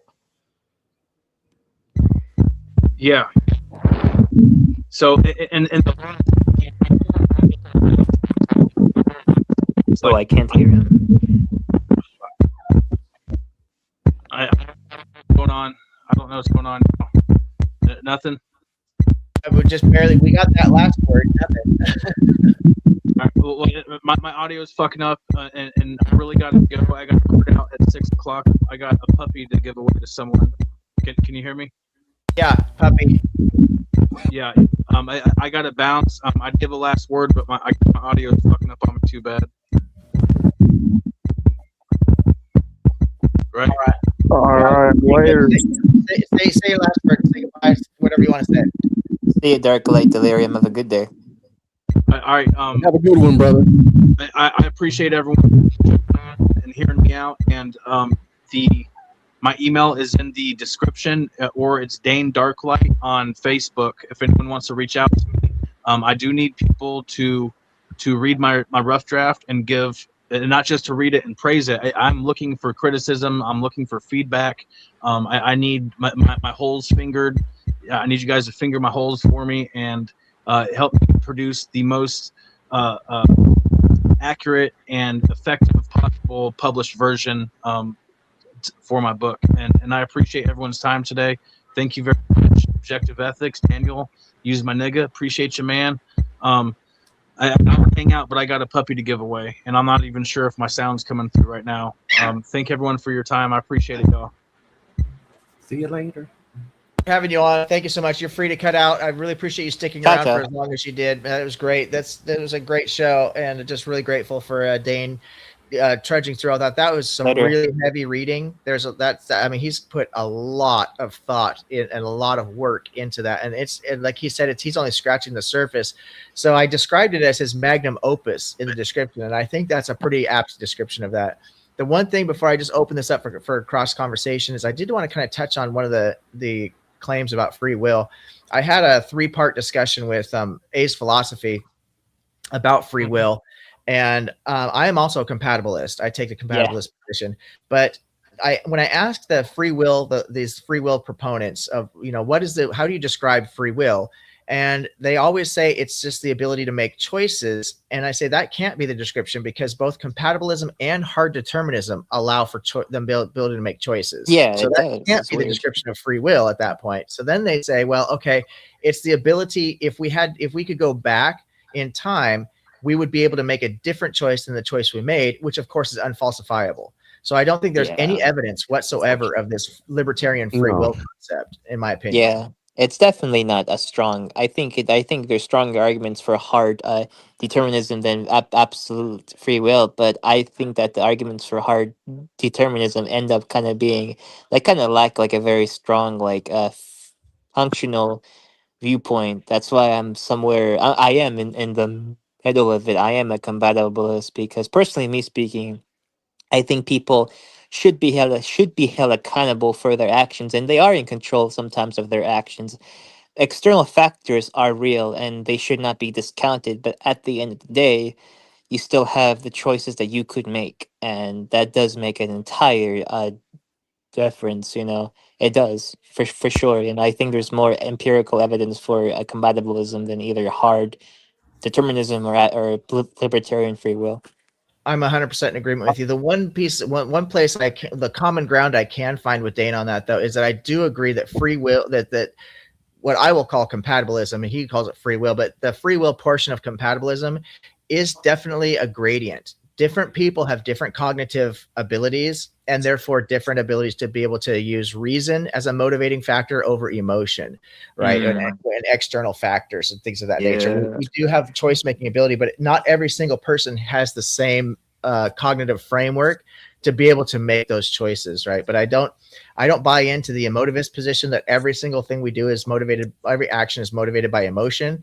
I think that there's neuroscience doesn't agree with that we use both emotion and reason. Sometimes we can reason ourselves out of our emotional preferences or position. Like I may not feel like getting up and going to work, right? I might want to stay in bed all day, but I reason myself into the shower to the gym and then from the gym to work, because I know all those things are beneficial to me and my family and the things that will sustain us and provide, lead to well-being. So it's not because I feel like I want to do it necessarily, but it's because I reason myself through it. And then there are other times when I do respond just exclusively to my emotions. I let my emotions guide me and stuff. And there's nothing necessarily wrong with that either. It just depends on every situation has to be judged independently, right?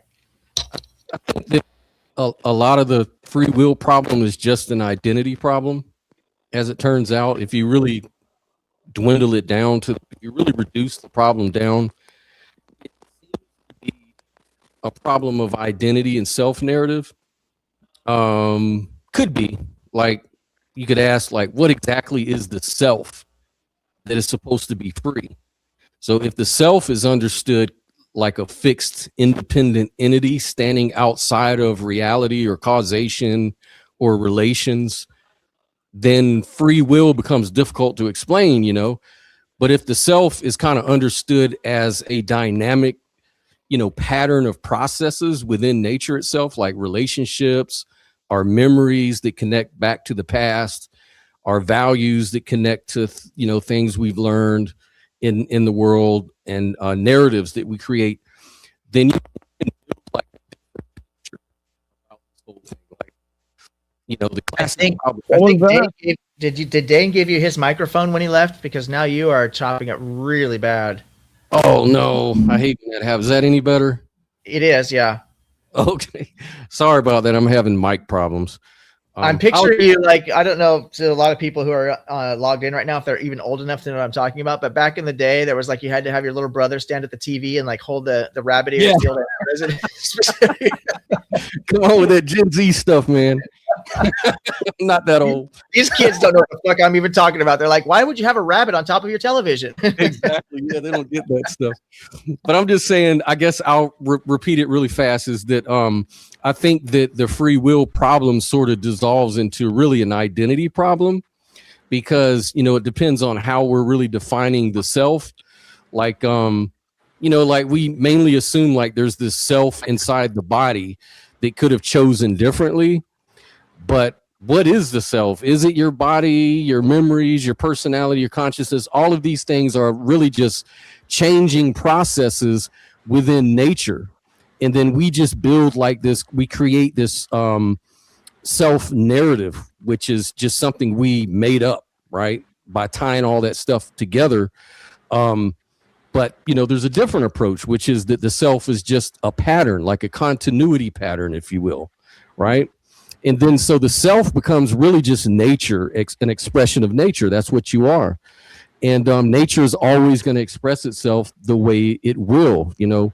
Nature does what it does because it is what it is, right? And it's the same thing with quote unquote us. We do what we do because we are who we are. There's no special magic to it, right? But it just feels like we're able to do things and make choices and align them with what we want. But what we want, again, is based on our nature. It's based on who we are. What I want might not be what you want or Joel wants or set scales, right? So that's kind of the way I look at the whole free will thing. Anyways, I just wanted to rant a little bit. Joel, welcome back. I love it. So please, you said you wanted to jump in the free will conversation. Please go ahead. Well, I love to talk about different aspects of this. I'm also a compatibilist as well, and I agree with what you guys said about libertarian free will being almost impossible, based on that definition. I think I heard emotivism brought up as like a theory of will or something like that, which isn't the way I'm used to hearing about it. I'm used to hearing about it as an ethical or meta-ethical theory. But I think that I'm inclined to say that free will is partly about individuals making choices. I think it also has to do with the idea that when it comes to our decisions at the decision level, we're the agent that's making it, not some other agent. A lot of people want to say that free will is ruled out because of other determining factors, and that's kind of the position of determinism that I think is worth accepting. But I think that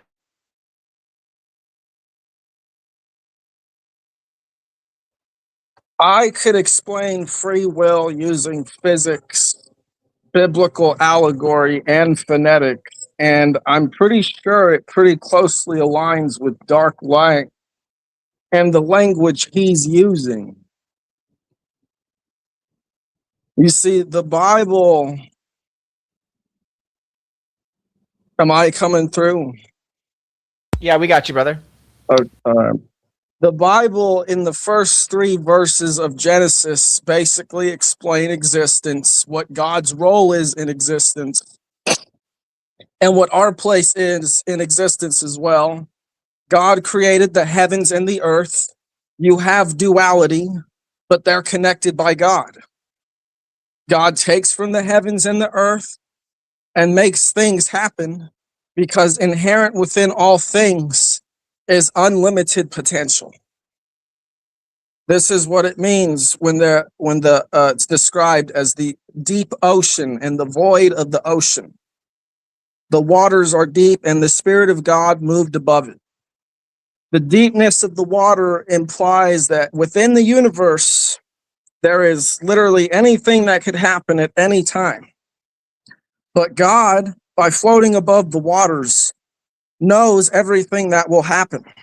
And then, because God is the breath, or the Holy Spirit is the breath, what follows afterward is speech, or let there be light. This is electromagnetism. This follows the Spirit, which basically in topological mathematics, you have the totality of space, which is the weaving and the coming together of every single electromagnetic fiber, or S1 fiber, that makes up total space, which is S9. This is this is just basically spatial dimensions. S1 is electromagnetism, and then beyond that, a new dimension is formed. S3 is the weak nuclear force, and then beyond that, basically the S1 fiber wraps around itself and it creates the totality of space until you get to S9, which is just basically all that we can observe. And then this projects itself into an 8-dimensional manifold, which reduces itself into 4 dimensions, and we're experiencing this reduced version of projected space. And here's where God comes in. God is what they call the Hopf vibration, which basically maps out the unlimited potential of the projected space from total space, which in the Bible is described as the deep waters. So God floats above the deep waters, or the Hopf vibration maps out projected space. And then what follows afterwards are the S1 electromagnetic fibers. And the electromagnetic fibers, they follow the map of God. And what this basically looks like is, within your life, you could be any number of things, but for whatever reason, circumstances and your own life choices led you down one particular path. And so what God does is, when he brings the water and the light together, is he's bringing opposites together. He's bringing the potential into one ordered path. Through us, we follow the map that God provides for us. And this is why it's called free will, because God is the will and we are just an aspect which is free from it to act as we choose. There's a combination of a few different things there. It seems like, and just really quickly, it looks like Dr. Tavo Sanabri has joined the chat.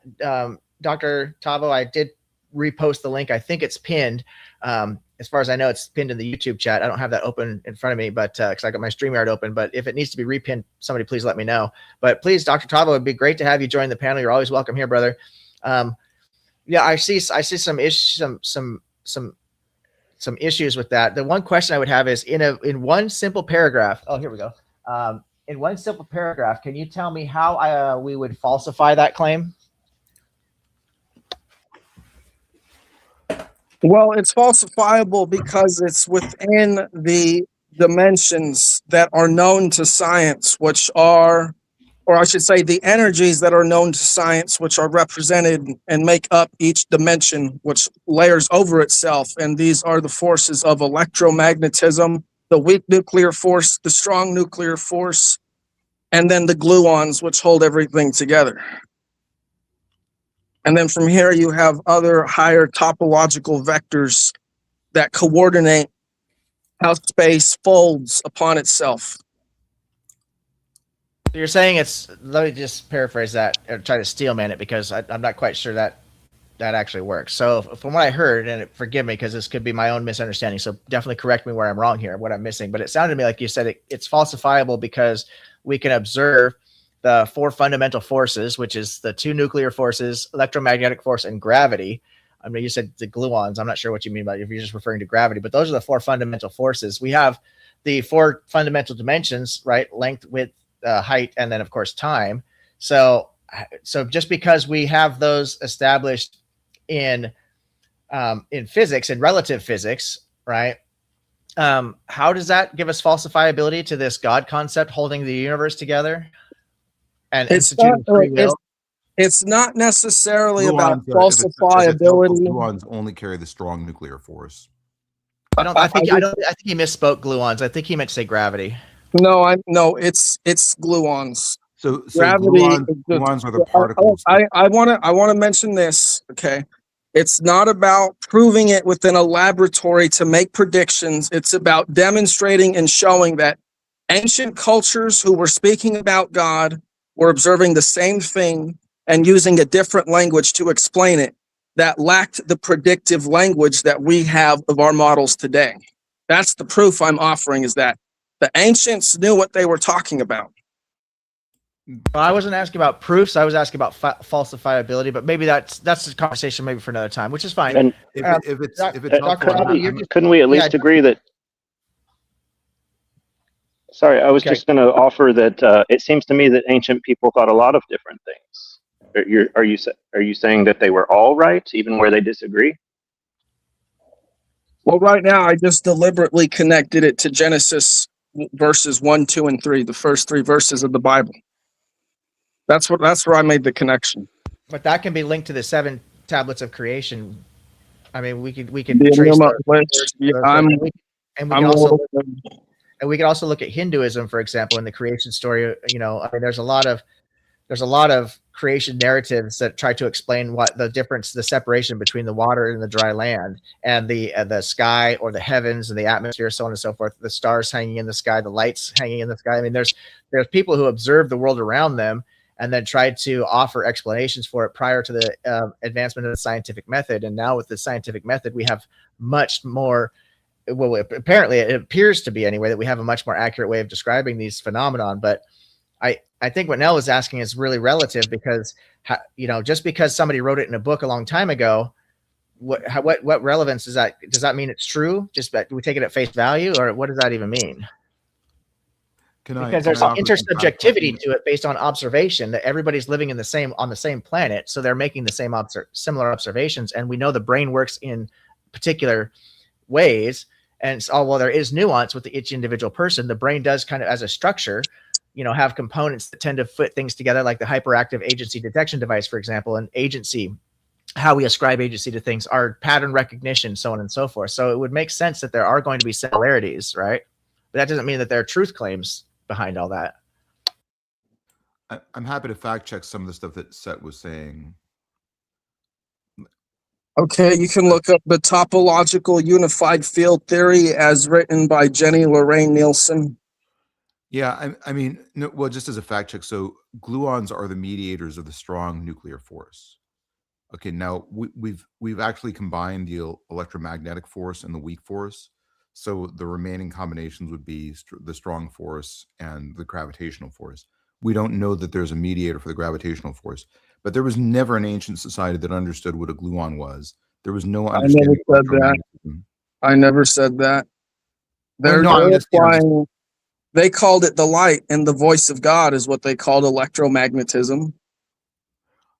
I mean, so you're saying the voice of God is electromagnetism, and that's I mean that's an analogy, but I don't know that that shows that there was an understanding of the mechanistics of what electromagnetism is and what it does. That doesn't show that there's any understanding there. I didn't say that. I'm saying that they are describing the forces of existence that we have discovered today. But I'm not saying they understood electromagnetism, although I'm pretty sure they could learn it pretty quickly because it's right there in their beliefs and religions. I would disagree with that. I mean, I don't see how you're saying that they could describe it without understanding it. You need to understand something to be able to describe it. Well, clearly they did understand something. They just don't have the predictive language and equations to understand it. They have a different language based in mythopoetic descriptions. Other than broadly, like really broadly analogizing what their beliefs were with physics, which anyone can do, right? You can analogize anything to anything if you're broad enough in your definitions. Other than that, I don't think there's any way that you could make an argument that any of the ancient cultures understood anything about magnetism, electricity, and certainly not like about. It sounds like you're just projecting your philosophy onto your interpretation. Yeah, that's exactly what I'm saying. Yeah. My interpretations of what they objectively wrote.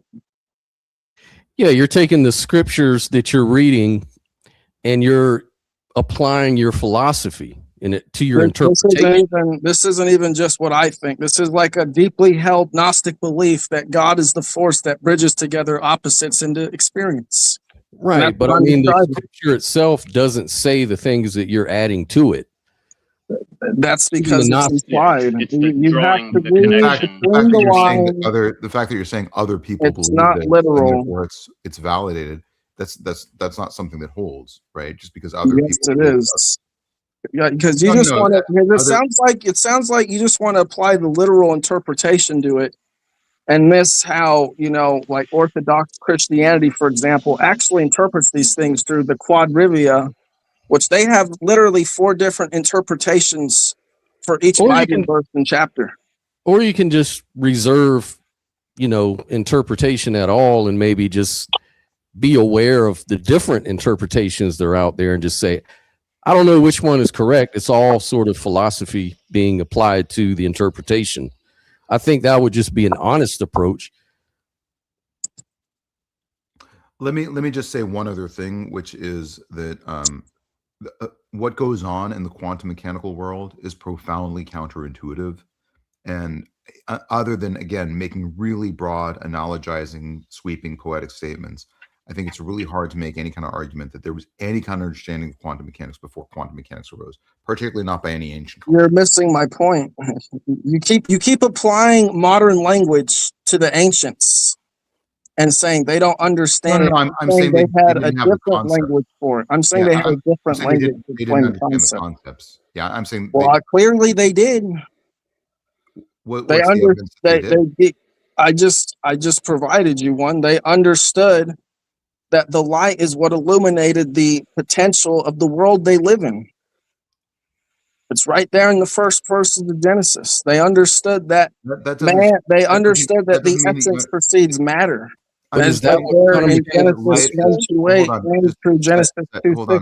Understanding that light is illuminating is not the equivalent to understanding what light is. Understanding it's made of photons, wave particle duality, quantum mechanics, like none of that stuff is encompassed by an understanding of that there is light, it is a thing, and it can illuminate.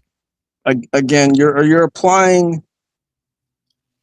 You're saying because they don't have the modern categorizations that they don't understand it on an intuitive level. And I'm saying they did. No one understands quantum mechanics on an intuitive level. I'm sorry, what was that?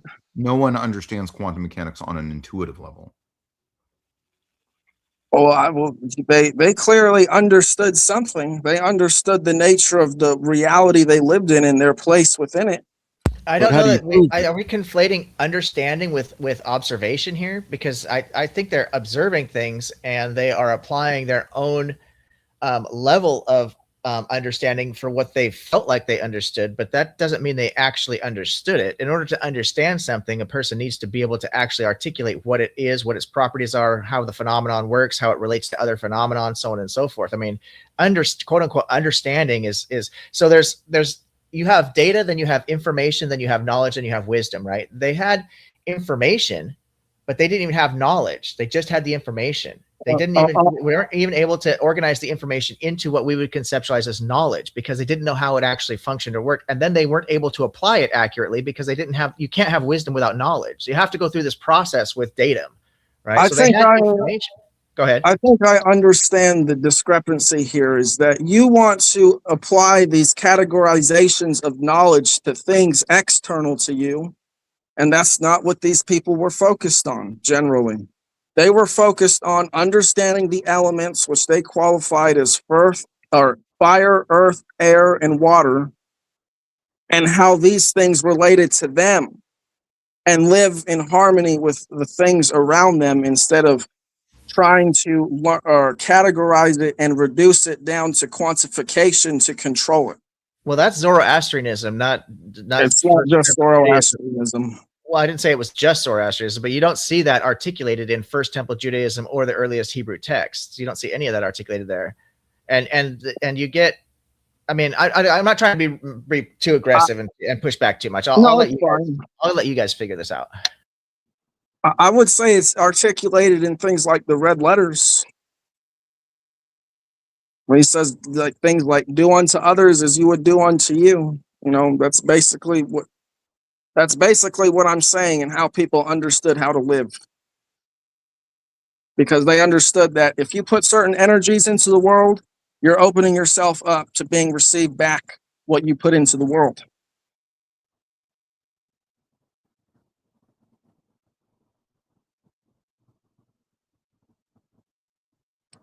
Well, I think that the Bible's not unique in saying that, right? Do unto others as you would have them do unto you. That's not uniquely Christian, is it? No, it's a universal. It's pretty universal. Right.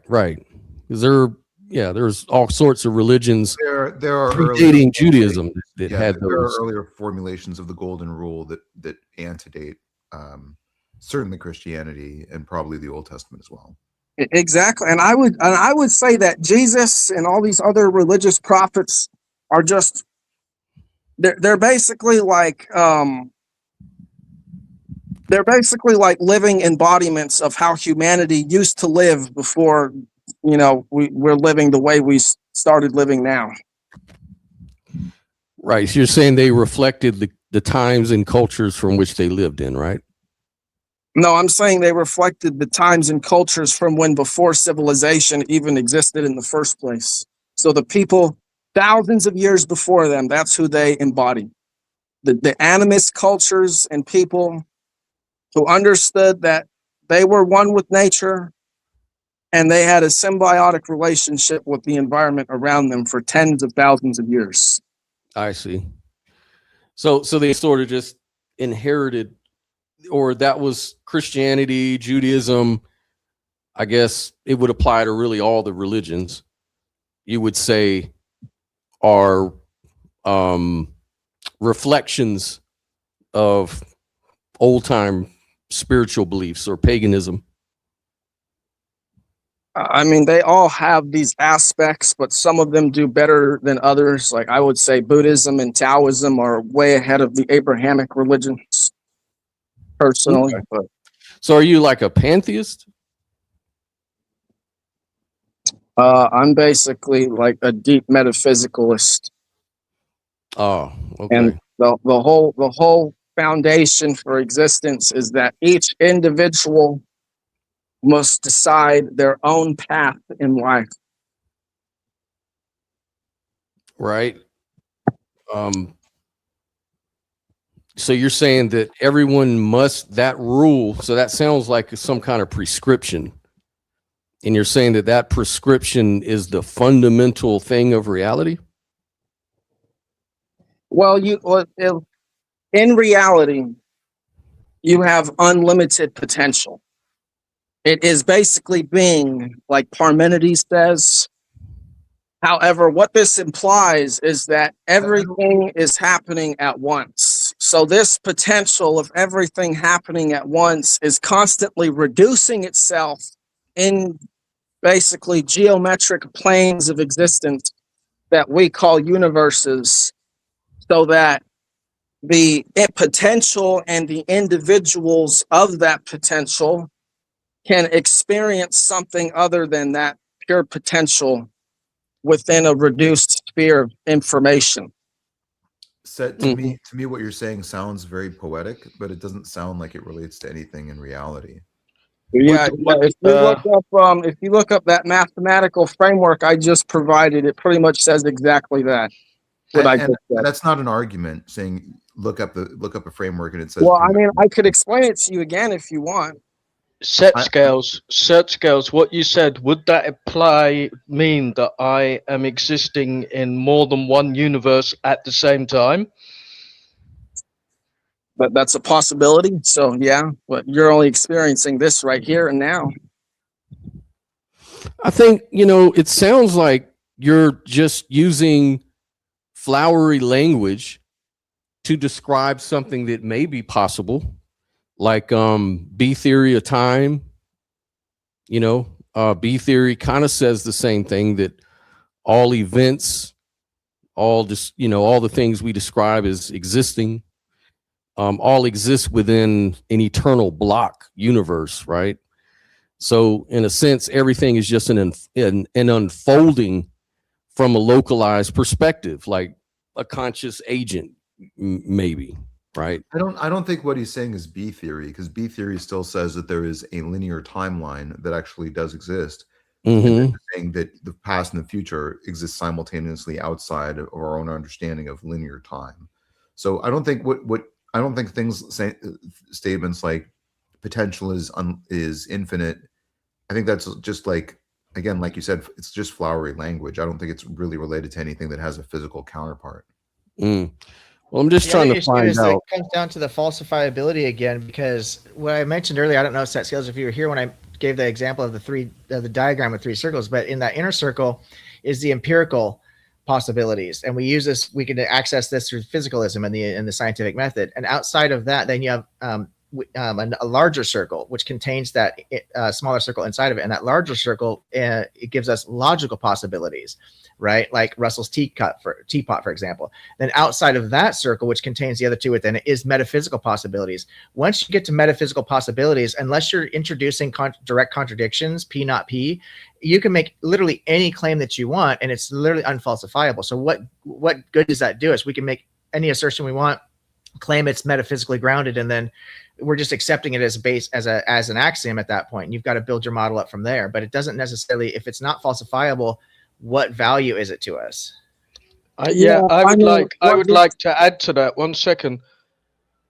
It's all good and well having a theory, no matter how small or rare, but unless that theory is literally taking us somewhere to improve the quality of our life, what's the point? Well, yeah, I mentioned that in my videos, what we can do. And that dude, Dark Light, is actually doing a pretty good job of that. He talks about being his own sovereign, and he's living his philosophy. Do what Dark Light does, and we'll get there. That we'll get to what I'm talking about. But I want to mention the 3 circles, because I think if you just rearrange the circles, and I could even talk about the order you arrange them in, because it's pretty much describes the topological metaphor. But if you rearrange the circles and you make the 2 circles intersect so that it forms a vesica Pisces, and then you get the 3 circles like that, then you understand what existence is all about. On one side, you have order, and order is just basically the fact that we can only make one decision at a time. We can only do one thing at a time. And you have chaos. which is just basically the fact that you have all these possible decisions that you could make in your life. But for whatever reason, whether you're, fully in control of your will and actions or not, some people are more in control than others. You're going down the path that you made for yourself. And this is what it means to follow God into the depth as the light. Because as I said, we are the light. We're basically strands of electromagnetism, according to the topological unified field theory, which follows the Hopf vibration into physical space, which is exactly what's described in Genesis 1, 2, and 3. But if you want, I could explain the topological metaphor and how it relates to those three circles as well.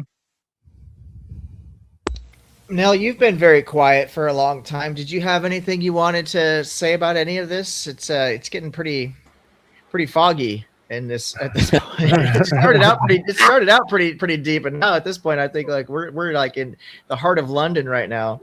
Well, I mean, when it comes to my own personal philosophy, I'd say that I am probably a causal determinist, but I am open to the idea of constrained free will. I feel like when it comes to that sort of thing, though, there's it comes down to semantics. It's like I feel like compatibilists and hard determinists sometimes are just saying the same thing in different language. And I would add, it also seems to come down to perspective, because when we're talking about all these problems of other minds and the problem of the one in the many. How do you unify the many? How does the many get unified? If it's many things, then how do they unify? I think a lot of this stuff breaks down into perspective, because I've talked about mereological nihilism, which feeds into my idea about the world, right? If my boss were to ask me to go, count the number of items in a room that I'm supposed to replace, I'd say, okay, there's a computer, there's a keyboard, and there's a monitor, 3 things. Or I could, if I brought a physicist into there and I asked him the same question, how many things are on that desk right there? He'd say probably almost an infinite amount of things, right? And there's no line that distinguishes between them, because all there really is there is one field, just a field of excitations that we call particles and expressions of particles and stuff. So it just depends on how we're talking about stuff. And so a lot of the stuff like Dark Light may be talking about are fundamental things, and then maybe the critiques are coming from a more relative realm, like a more everyday Newtonian physics sort of common sense realm. And so those two things aren't really going to make a lot of sense, unless you really connect the dots properly, And so I think that gets in the way with a lot of these conversations. And I mean, I would say you can hold more than one position. Like, I would say philosophically, I am more of a causal determinist, but pragmatically, the way I live my life, I'm more of a pragmatic compatibilist. Like, yeah, I could say scientifically we accept that behavior is caused, but practically we live as if we are free.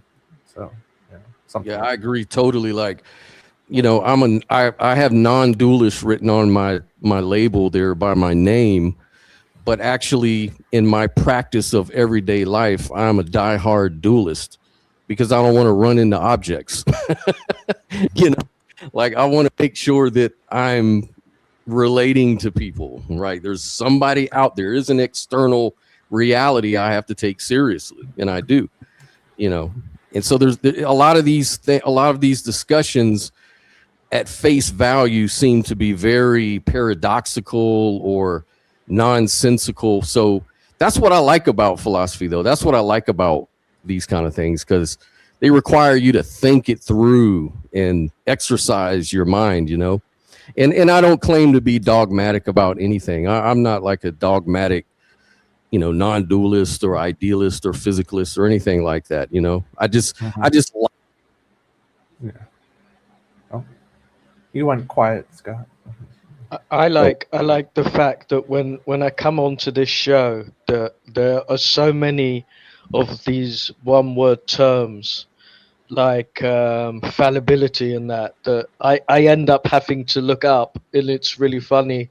And I've discovered that I live in about 1,000 unnamed philosophers' way of thinking all at the same time. Yeah. exactly. That's the thing. And I don't really see a point in trying to answer questions, like solve problems, like solve the hard problem of consciousness, or solve the ontology of reality question, like the why is there something rather than. I find a lot of enjoyment in the fact that there's so many different frameworks that we can explain stuff. We can look at different perspectives on that same question. None of them are entirely wrong, but none of them are entirely right either, though. Mm-hmm. Yeah. What I'm going to start doing is I think I need to start winding it down here because it's getting to be about dinner time for the family at my house. So, Tavo, I'm going to have you get the last word since you joined last and you had the least amount of time to talk to everybody. But before we get into final words, Dr. Tavo, since you did join the group, did you have anything you wanted to bounce off of other people before we go to final closing remarks?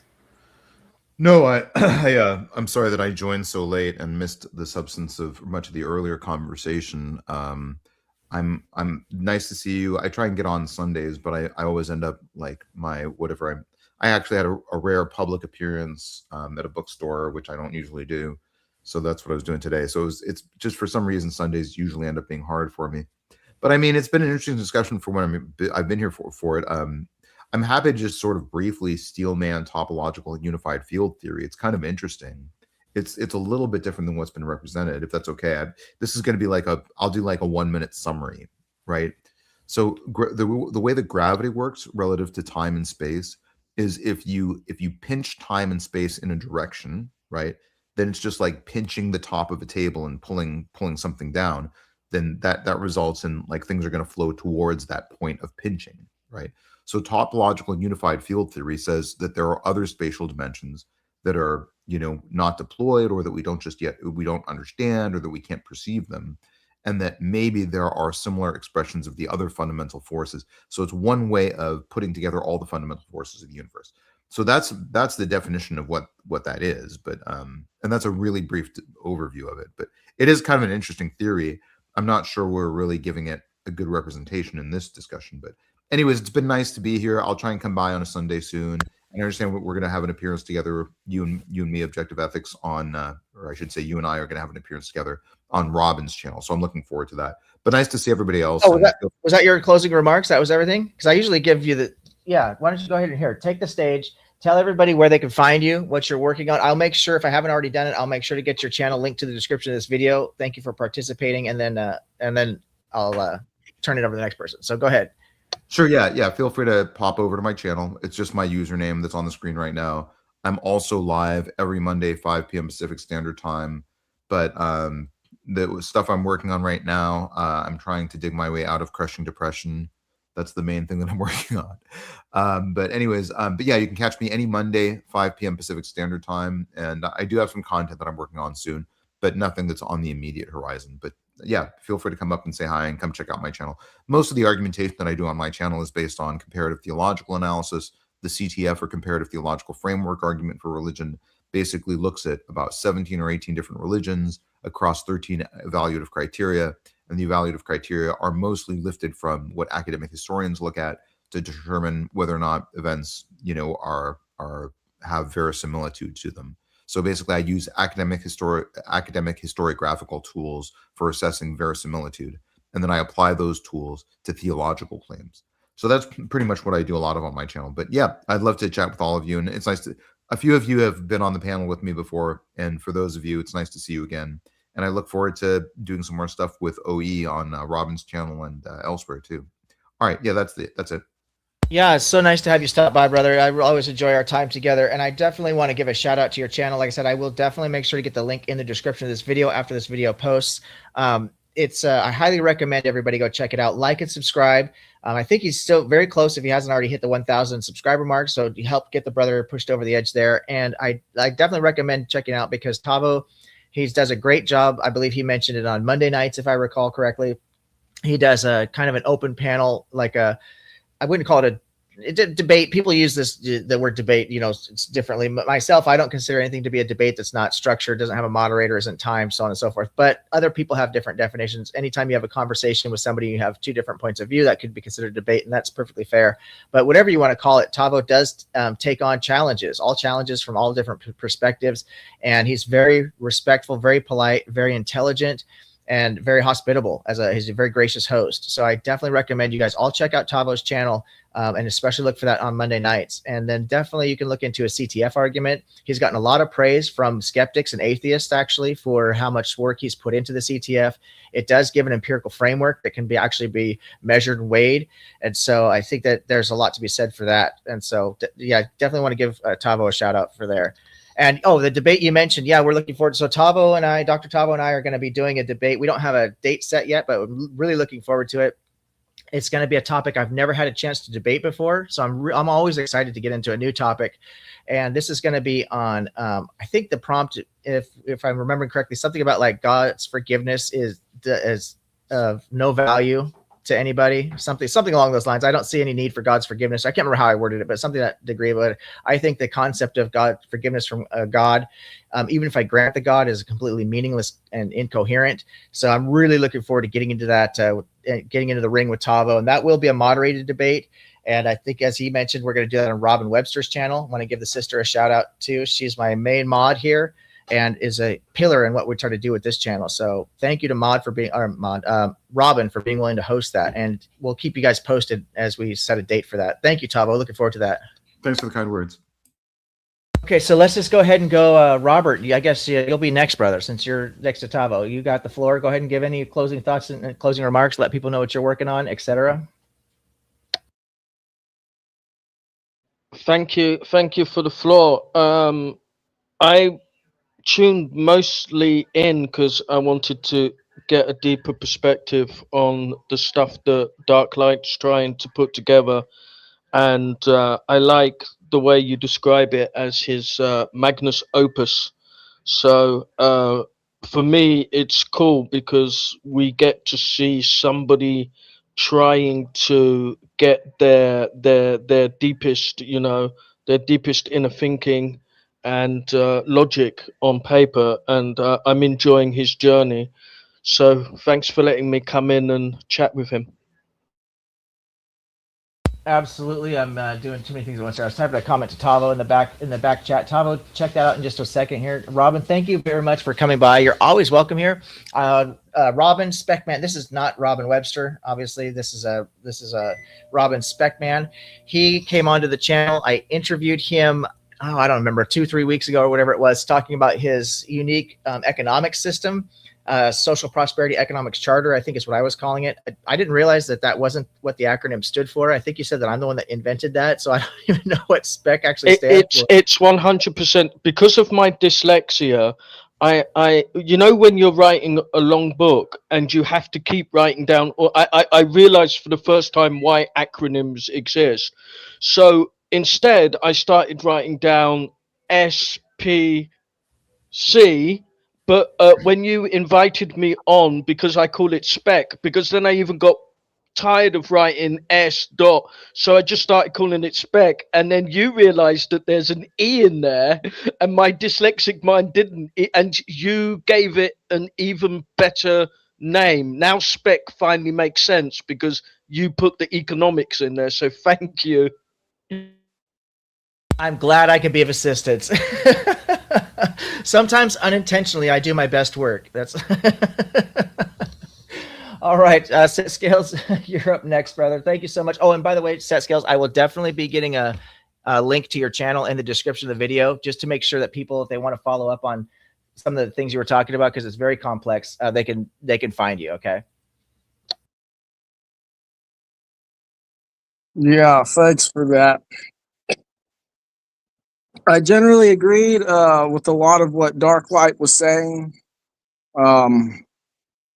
Just my biggest thing that I disagree would just be that at some point the subjective is objective, and it is basically when the subjective experience has been altered or interfered with in a way that forces them to need to defend themselves in the first place, because he advocated for self-defense. At this point, you basically have a merging of subjective experiences, where one subjective experience is forcefully altering the information that the other subjective experience chooses to use to form their own life. Aside from that, for what I was talking about, I provide a syncretic framework where I merge the quantitative with the qualitative to better understand existence we live in, because you cannot reduce it to one or the other. And that's what my own philosophy is mostly about, which I call the unified topological ontology, which merges the topological unified field theory by Jenny Lorraine Nielsen with the topological metaphor as described by Joseph P. Farrell. And with that, everyone have a good night. And yeah. Thank you, as always, for participating. Set scales. As I said before, we have a lot of fundamental disagreements, but I still really do have a lot of respect for you as a thinker. Scott, brother, you are up next, and thank you very much for being a part of the show today. If I don't have your channel linked already in the description, I'll make sure to get to that. But let everybody know where to find you, what you guys are up to over there at the Mirror Point. You guys are doing great work. Oh, cool. Hopefully I'm coming out okay. The Mirror Point, we're moving right along. We're getting a lot of views. We're tackling social issues like, stuff in our online society, like things like the manosphere, or topics like that, or topics like baddie culture. Young people have these new cultures coming out. They tend to be short-lived, but we just kind of talk about what underlies all that stuff and what solutions we can bring to any of the possible negative outlooks, or negative outcomes rather, to those sort of things. But that's what's going on at my channel, the Mirror Point. We're going to get back into more consciousness stuff soon, because that's what we mainly focus on is philosophy of mind and things of that nature. Speaking of which, I really like Dark Light's work. I really respect, man, everything that brother is putting into it. I mean, he's really pouring a lot of his energy and thoughts into that, and I really respect that. One of the things that I think about when he talks about unity, I wanted to kind of figure that out, if maybe we actually agree on that or not. That's what I was kind of driving at. Like, I would say that reality is unified because everything exists through mutual dependence. Like, flames exist through fuel, oxygen, heat, and other conditions, right? There's no separate substance behind the relations. The relations themselves are the unification, right? So it's sort of my route to understanding. And if maybe he agrees, maybe not. I wanted to find out if that was my second question, but audio was bad and everything. But we'll go back to it again. But otherwise, man, I enjoyed you having him on and going through, his points and finer points. And I appreciate the way that you did that. It was very professionally done, Owe. I really liked your work today.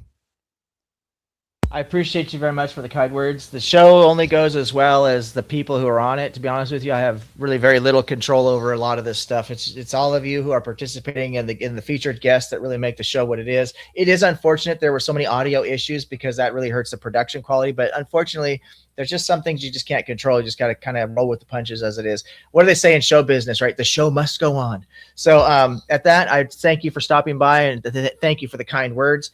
And Nell, I want to bring you up, but before I do, I just want to make a quick announcement about the debate that you have coming up next month. I am very excited to be a part of that. If you don't mind me kind of starting to plug that. Oh, actually, I was going to say that unfortunately I will have to withdraw from that. Oh, okay. Okay. Then we'll figure that out. We'll figure out at another time. Then maybe if you could do me a favor and hit me up on Discord, on a private Discord, and if you don't mind, and I'd like to just talk to you about, because there were some things that were mentioned in the public Discord. I was wondering if that has anything to do with that or how that was going to go. But yeah, if you wouldn't mind reaching out to me, I would love to have a conversation with you about that. And that's no hard feelings. If you want to drop out, I totally respect that. I can find another person to jump in on the affirmative. I'm sure we'll figure it out. But other than that, go ahead and take your final thoughts. And thank you so much as always for joining us today. No problem. Really enjoyed Dark Light Delirium's talk. And I hope that I'll be able to pick his brain some more about how unity and consciousness are connected. Why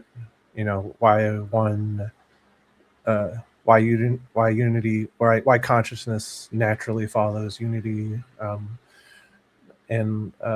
I'd like to know more about how the top down and bottom up layers of consciousness function there. Like you said, with like the whole combination problem, I'm not exactly sure how that applies to his model without him going deeper into the weeds of it. So hopefully he can either have a future discussion with him on, or I'll just pick his brain on Discord. And other than that, I don't have a channel, but hopefully if I don't end up doing this discussion, maybe perhaps we could just do something else together with you, objective ethics. Yeah, I would absolutely love to set something up. I'd be more than happy to do that. That might be a great alternative. Yeah, definitely. Let's chat on Discord, because I'd be more than happy to do that. I do have the show is filling up. I actually, for anybody who looks at my channel, I've got like 5 shows already set up in advance. We've got Dr. Greg coming. He's going to annihilate the anti-vax conspiracy theorists. I'm so excited about that. We've got Dr. Dan Norton. He and I are going to be discussing capitalism from Ayn Rand's perspective. I do have some questions about that. I have a debate coming up with Jill. I think that's here in a couple of days on biblical slavery. I've got, there's at least 2 more I'm forgetting off the top of my head, but yeah, there's quite a bit that's already scheduled all into August. So I'd like to get together with you, Nell, and let's set something up, because my calendar fills up so fast, which I'm grateful for the attention that the channel's getting, but it does mean that it's getting more and more difficult, because I have to start setting up stuff more and more in advance. So please reach out to me on Discord as soon as you're able to. Okay. Okay. Yeah, I'd love to do that. Okay, I'll go ahead and just do, I guess, my own closing thoughts here. I would like to thank everybody for coming by today. There was some really, really deep thinkers. I mean, I did mention that a couple times about how grateful and impressed I am with the audience that follows this channel. We had, set scales. We've got, he's got a very complex model that he was, discussing. We had obviously our featured guest today, Dark Light Delirium, Daen, just going through the first portion of what he's got done, and he hasn't even finished, or completed his work. And we saw how complex that was. Some really deep thinkers. Dr. Tavo, he's got a very well thought out and well-researched argument called the CTF argument. I mean, there's just so many people who brought so much to the table. I had somebody left a comment. It was really kind of funny. They said that, to be honest, I've been confused from the very beginning or something like that, because we've gotten so deep in the weeds here. And that's what I love. I love it, though, because these are the kind of conversations that keep us thinking, that sharpen us up a little bit, and help sharpen our cognitive abilities. I know that Robert made another comment that when he watches this channel, he has to do it with like a dictionary or thesaurus next to him because we bring in different terms that he's not familiar with. So it just shows you how well read everybody is. Oh, speaking of well read, we had Fatima. She was on here earlier, and she's very well studied, as you could tell by her comments. She has a lot of really well read in a lot of different types of philosophy. So it was such a pleasure for me to be able to share the stage with all of you. I think I can't really say anything of any value at this point that's going to add to the show, other than just thanking everybody for being here and for being a part of this experience and making the show what it is. Thank you so much.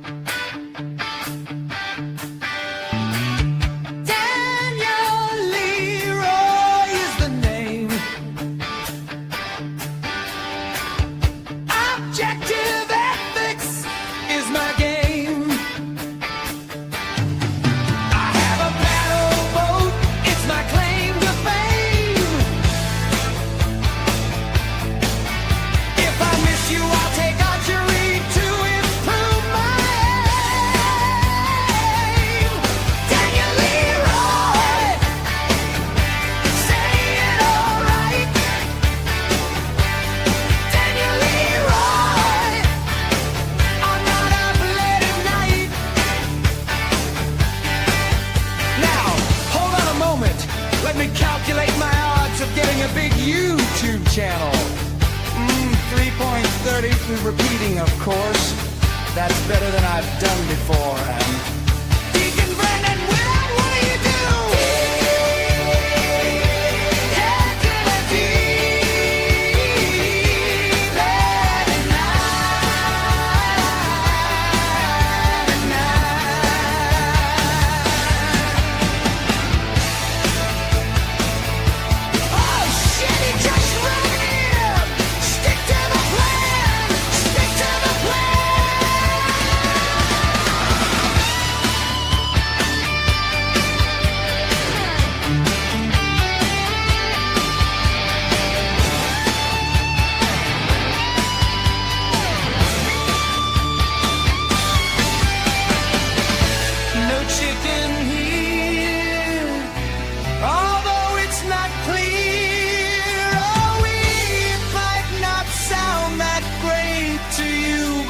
Wait, objective ethics will be on your plate.